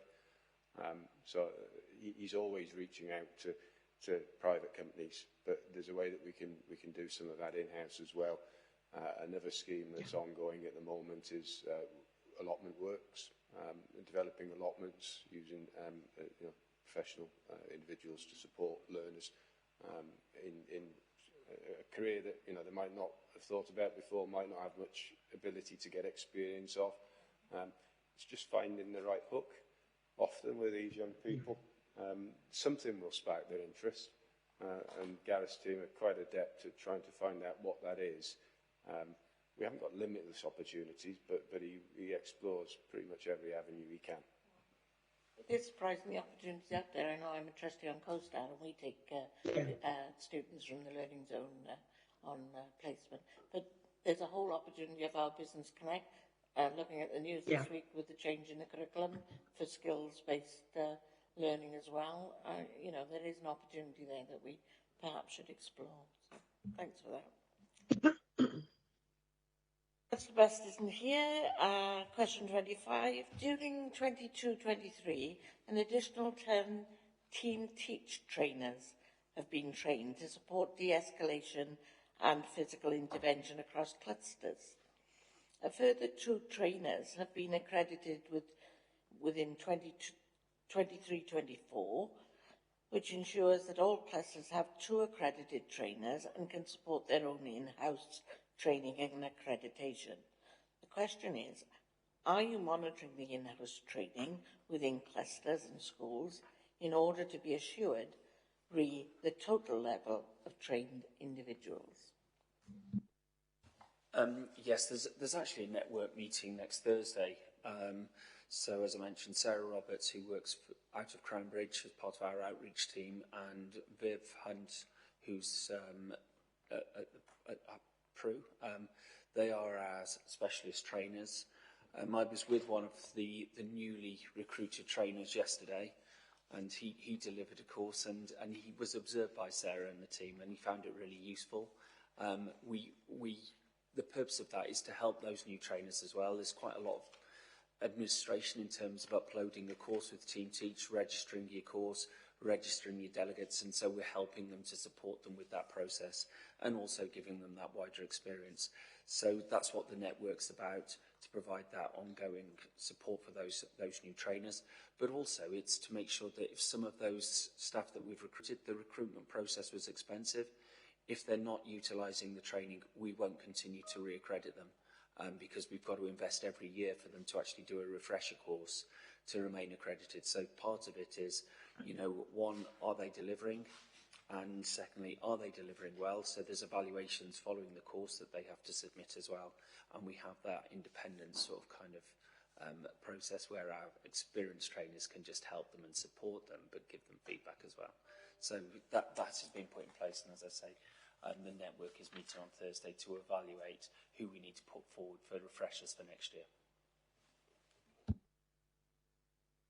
That concludes the report. I think it takes us on to Appendix 1, the cameo, and question 26 is Councillor Watkins. Thank you. You have to say that members were very pleased to see the cameo on there. We always like to read a case study, but we would have liked further detail on the expectations, the transition package, and what led to the outcomes achieved within the case study. Would officers be able to expand on this now, or would you be able to send members through some more information following the meeting? I'm going to suggest that we send it through to you after the meeting. I'm not going to be able to provide that information now, but yeah, we'll be happy to provide you with further information. So we'll pick that up as one of the recommendations, perhaps. That would be great, thank you. Thanks, Councillor. Thank you, Andy. Question 27 is on page 36, which is Appendix 2, the Fair Access Protocol. Every attempt will be made to avoid schools being asked to accept a disproportionate number of pupils. Is this happening, and have any negative comments or complaints been received from any schools? No, but previously it wasn't really managed. So if a child's been permanently excluded or at risk of exclusion, parents are able to apply for another school. And what was tending to happen is you would see a potential pattern of one school. If one school excluded, then they would move to their next local school. The only thing I would say, the geography of Torfaen meant there was one school that was almost caught in the middle. You know, if Aberystwyth were excluding learners, potentially then the next local school would be Westmorland, because St Albans have their own admission arrangements, and likewise from the south of the county. So what we wanted to ensure was that wasn't going to happen. But also the fair access, it does really work around, and only works if everyone buys into the process. And what we found that all the schools now working together collaboratively actually realise it's probably the better working. It's better the devil you know, work with the learners that you've got, because ultimately, if they are excluded, they're going to go elsewhere, and under the Fair Access Panel, you know, we're ensuring that they don't all end up in the same school. So it really has helped schools to recognise the local authorities there to support them around any additional, so that could be access to the PRU, alternative provision, training, support, etc. But you know, I think those senior leaders who attend, and we meet on a fortnightly basis, we're sharing those issues, so we're better understanding the problem. It helps us share that good practice, and in many ways, we're looking for solutions rather than a permanent exclusion. So I think, you know, yes, the process has only been in place in September, but from my own point of view, attending that meeting every fortnight has been really welcome, and it has improved relationships across the school, better shared understanding.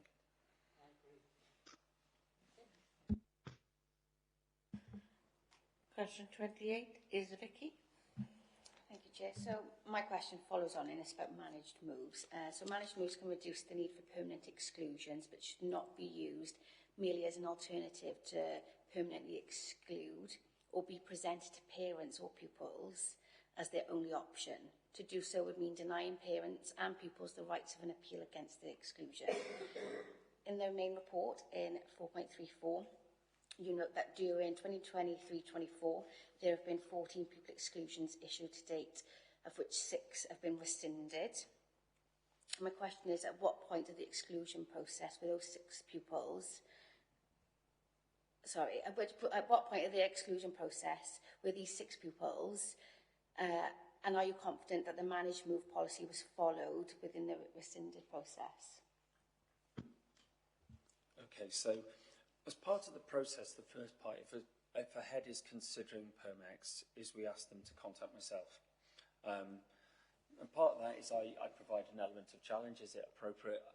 Has the tariff been reached for a permanent exclusion? And then we ask the head to consider other options, and one of which would be obviously the managed move process. What we're also finding now is schools actually often doing the managed move process between themselves before contacting myself. They want to know whether it's a viable alternative, so they will contact each other, which is great, because in some ways, if they know that managed move option is available, they're not issuing a permanent exclusion. So that's really effective. What we're also, in terms of the managed move process, because we're involved in FAP, it's actually minuted in FAP, so we're agreeing it. So even if schools are deciding outside of our Fair Access Panel that actually we're happy to take this one, sometimes it might be brokered that you take one of ours, We are acknowledging that within that fair access, and there's paperwork that follows. So we've got that evidence, and also the parents signing up to it, because it has to be agreed by parents. I'm also clear that within that paperwork, that parents have to be given the option, this isn't instead of a PermEx, because if you feel that actually you want that right to appeal, that's always your first option.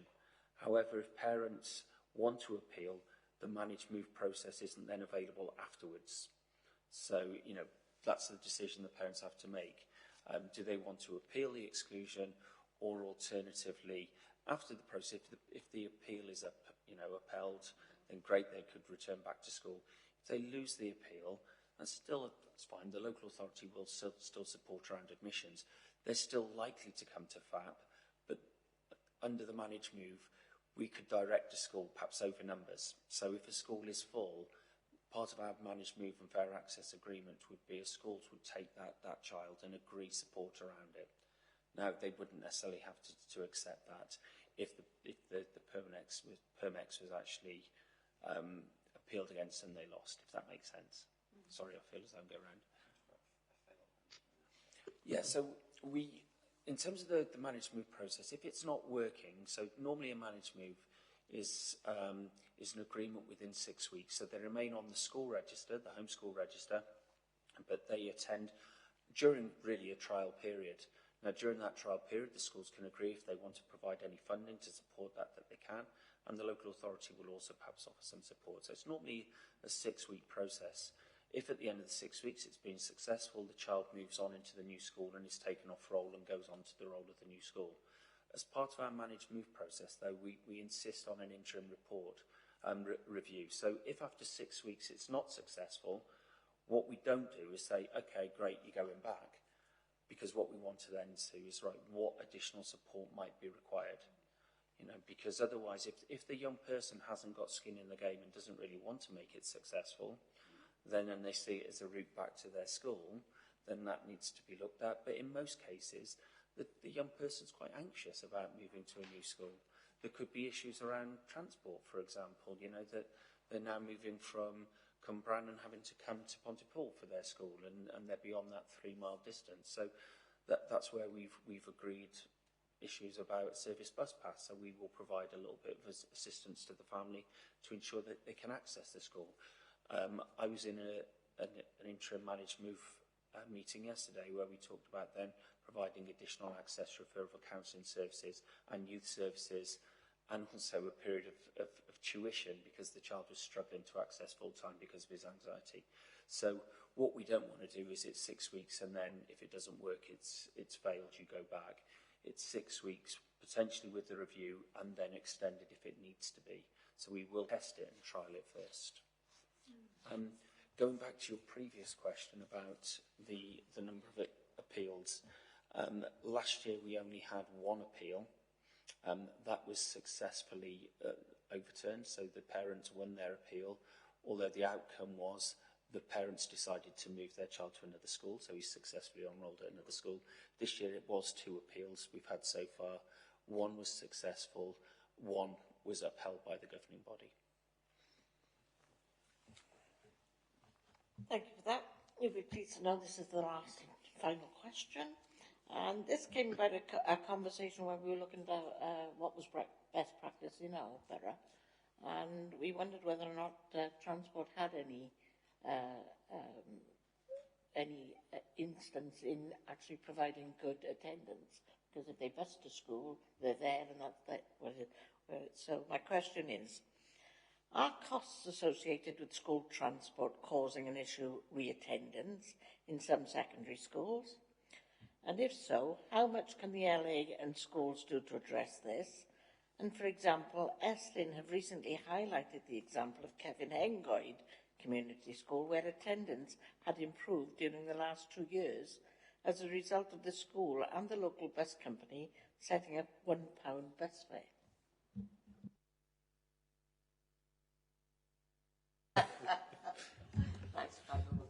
Okay. Transport is a real significant pressure for us. The costs have escalated significantly over the last few years. However, we do have a clear transport policy that operates for all mainstream school, which we stick to vigorously.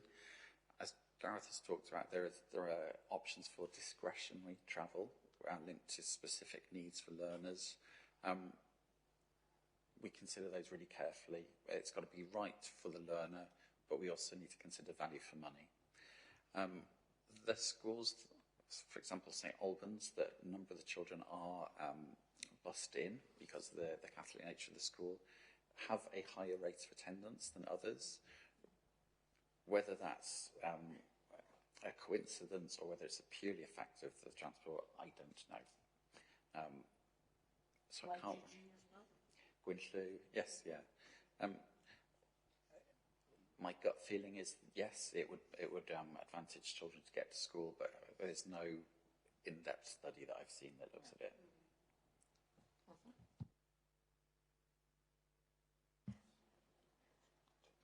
Anything further to add? No? That's lovely.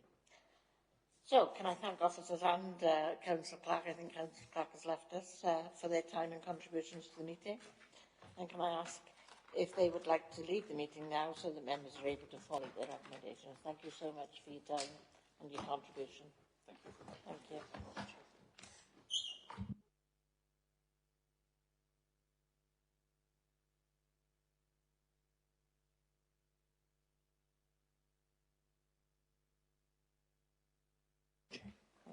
Whilst people are exiting, Chair, just to note, I put down in the sidebar the link that Andy Rothwell referenced earlier for the Estin report on improving school attendance. So that's linked in the sidebar for members if they want to read through that.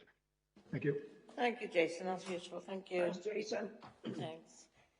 Can I remind members that the meeting is still in formal proceedings and still being webcast.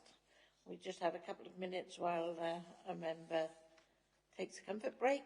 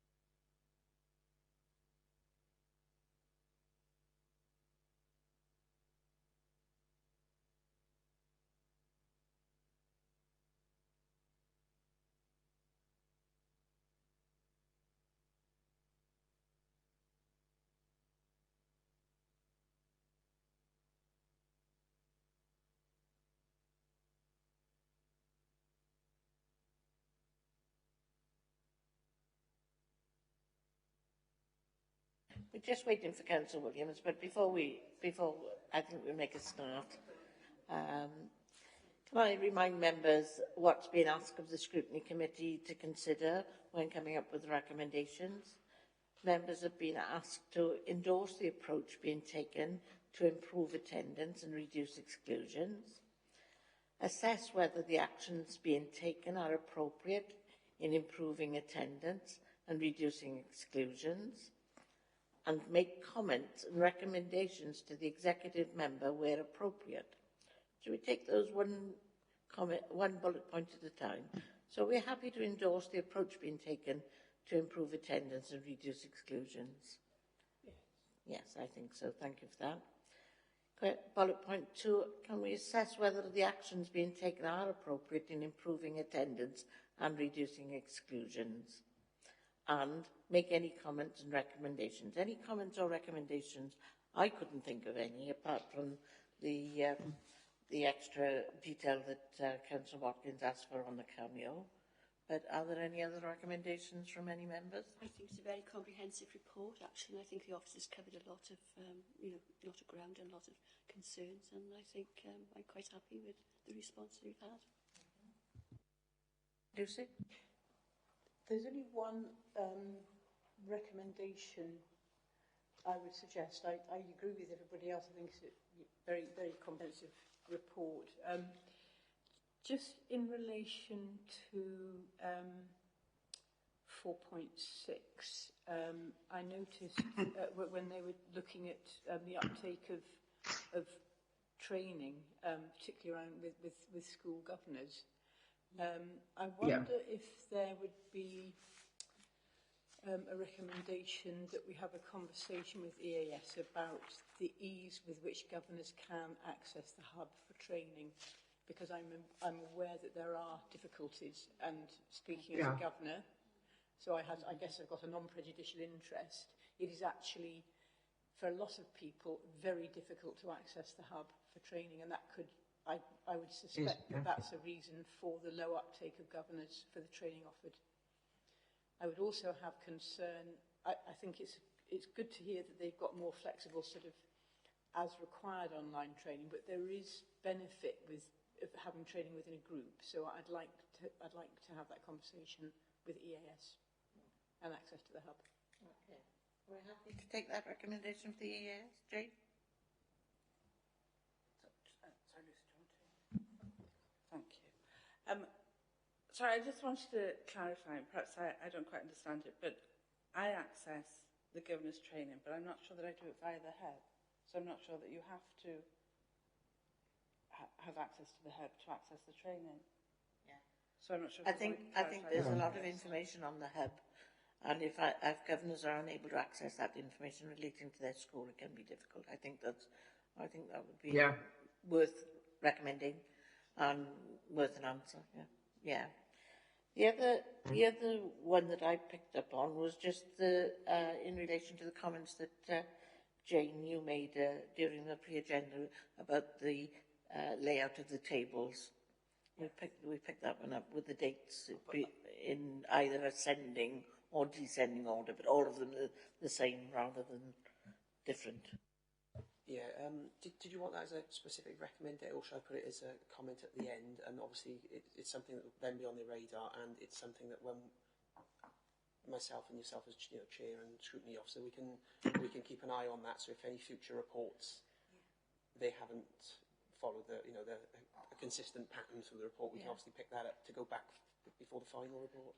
I think a similar issue came up in yesterday's scrutiny as well with the county plan, and I think it might be a general issue that sometimes we have a report saying 22 to 2019, and sometimes we have 2019 to 24 or something. So I think it could be taken as a comment, but taken not on board by just this committee, but by others. Yeah, I think we'd have to put it as a comment as well, because thinking about it, because we didn't bring it up as a question. Obviously, we can't formulate a recommendation around it, but yeah, I think obviously it's something that we can. It's the way the data is presented to us, really, isn't it? Needs clarified.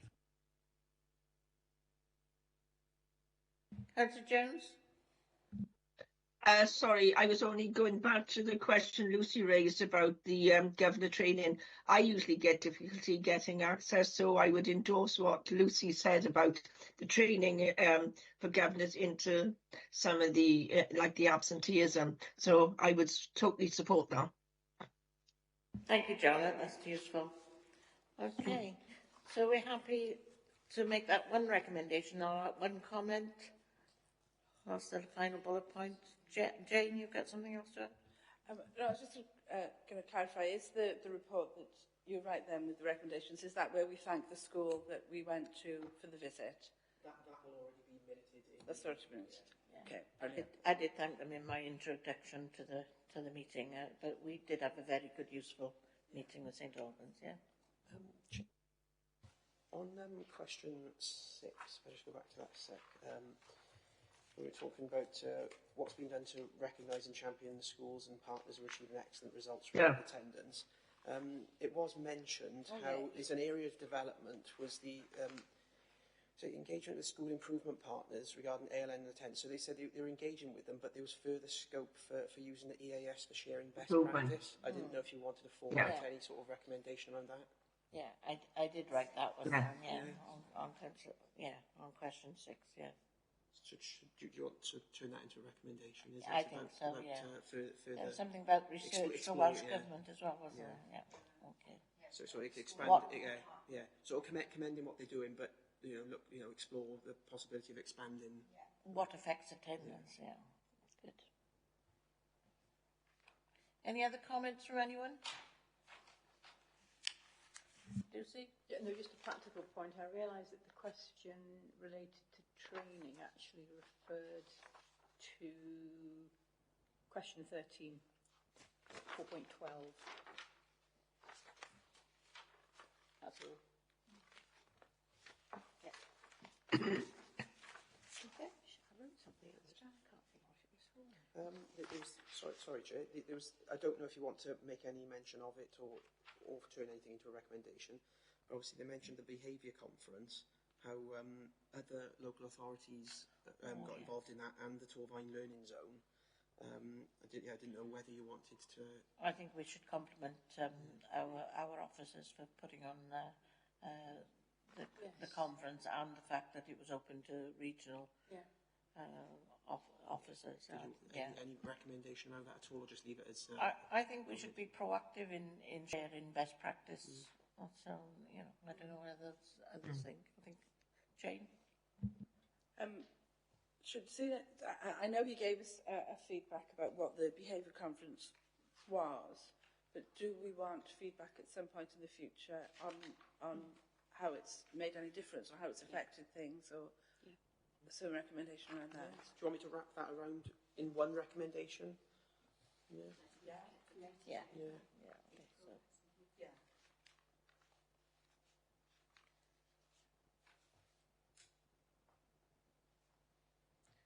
I'd like to personally thank all the comments we received from Facebook and via email as well from members of the public, because it's really useful to have an insight from the members of the public into our scrutiny meetings. So we'll minute that, please, Rachel, that our grateful thanks to those who took time out to contribute.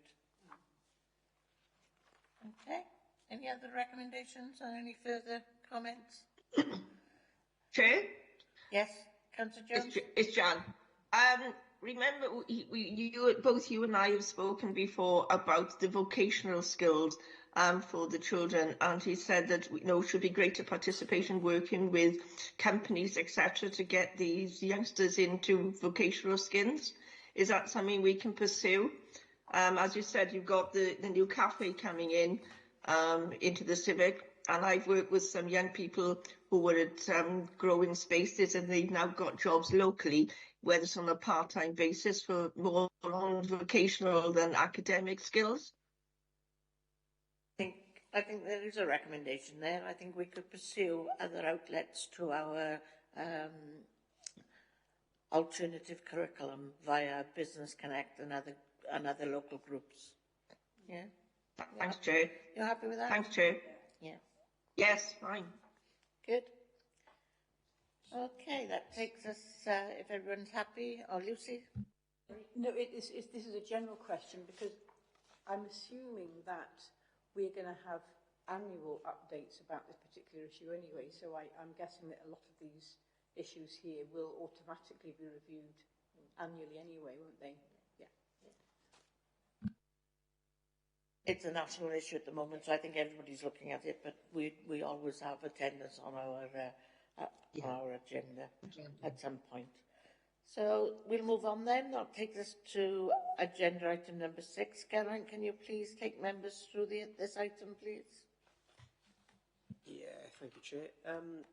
Just to remind members, obviously, for openness and transparency, we need to have this item on the agenda, but because of timings, a couple of weeks back, I sent you all the pro forma because obviously the next item was the annual EAS business plan, including the updates regarding Estin Recommendation 1. So I explained due to timings about when the report needed to be written, that I sort of informally asked that you were happy with that item via that email, and that, you know, to just check the pro forma. So just that, you know, that pro forma has been sent to education, and yeah, just for openness and transparency, that you're happy to agree that item for next meeting. Yeah, that's it. Can we? I seem to recall last year the EAS wasn't quite ready for us. Can we just check before that the EAS plan is ready to be received by members? And the other thing that I did ask for, I think, was a link to what we had recommended last year, so that we're aware of what we recommended. I can send that out if you like to. To check that it's been taken on board. Or okay, we're happy to take the EAS. Obviously, checking with the EAS if it's available. Yeah. Good. That's fine. That's agenda item 6. Agenda item 7 is the date and time of next meeting. The next meeting will be held on the 14th of March, where we will discuss the EAS business plan. And that leaves me to close the meeting. As chair of this committee, may I thank members and officers for their ongoing support and contributions to our meeting. Can I thank the staff here remaining with us as well? Thank you very much. I'll now close the meeting.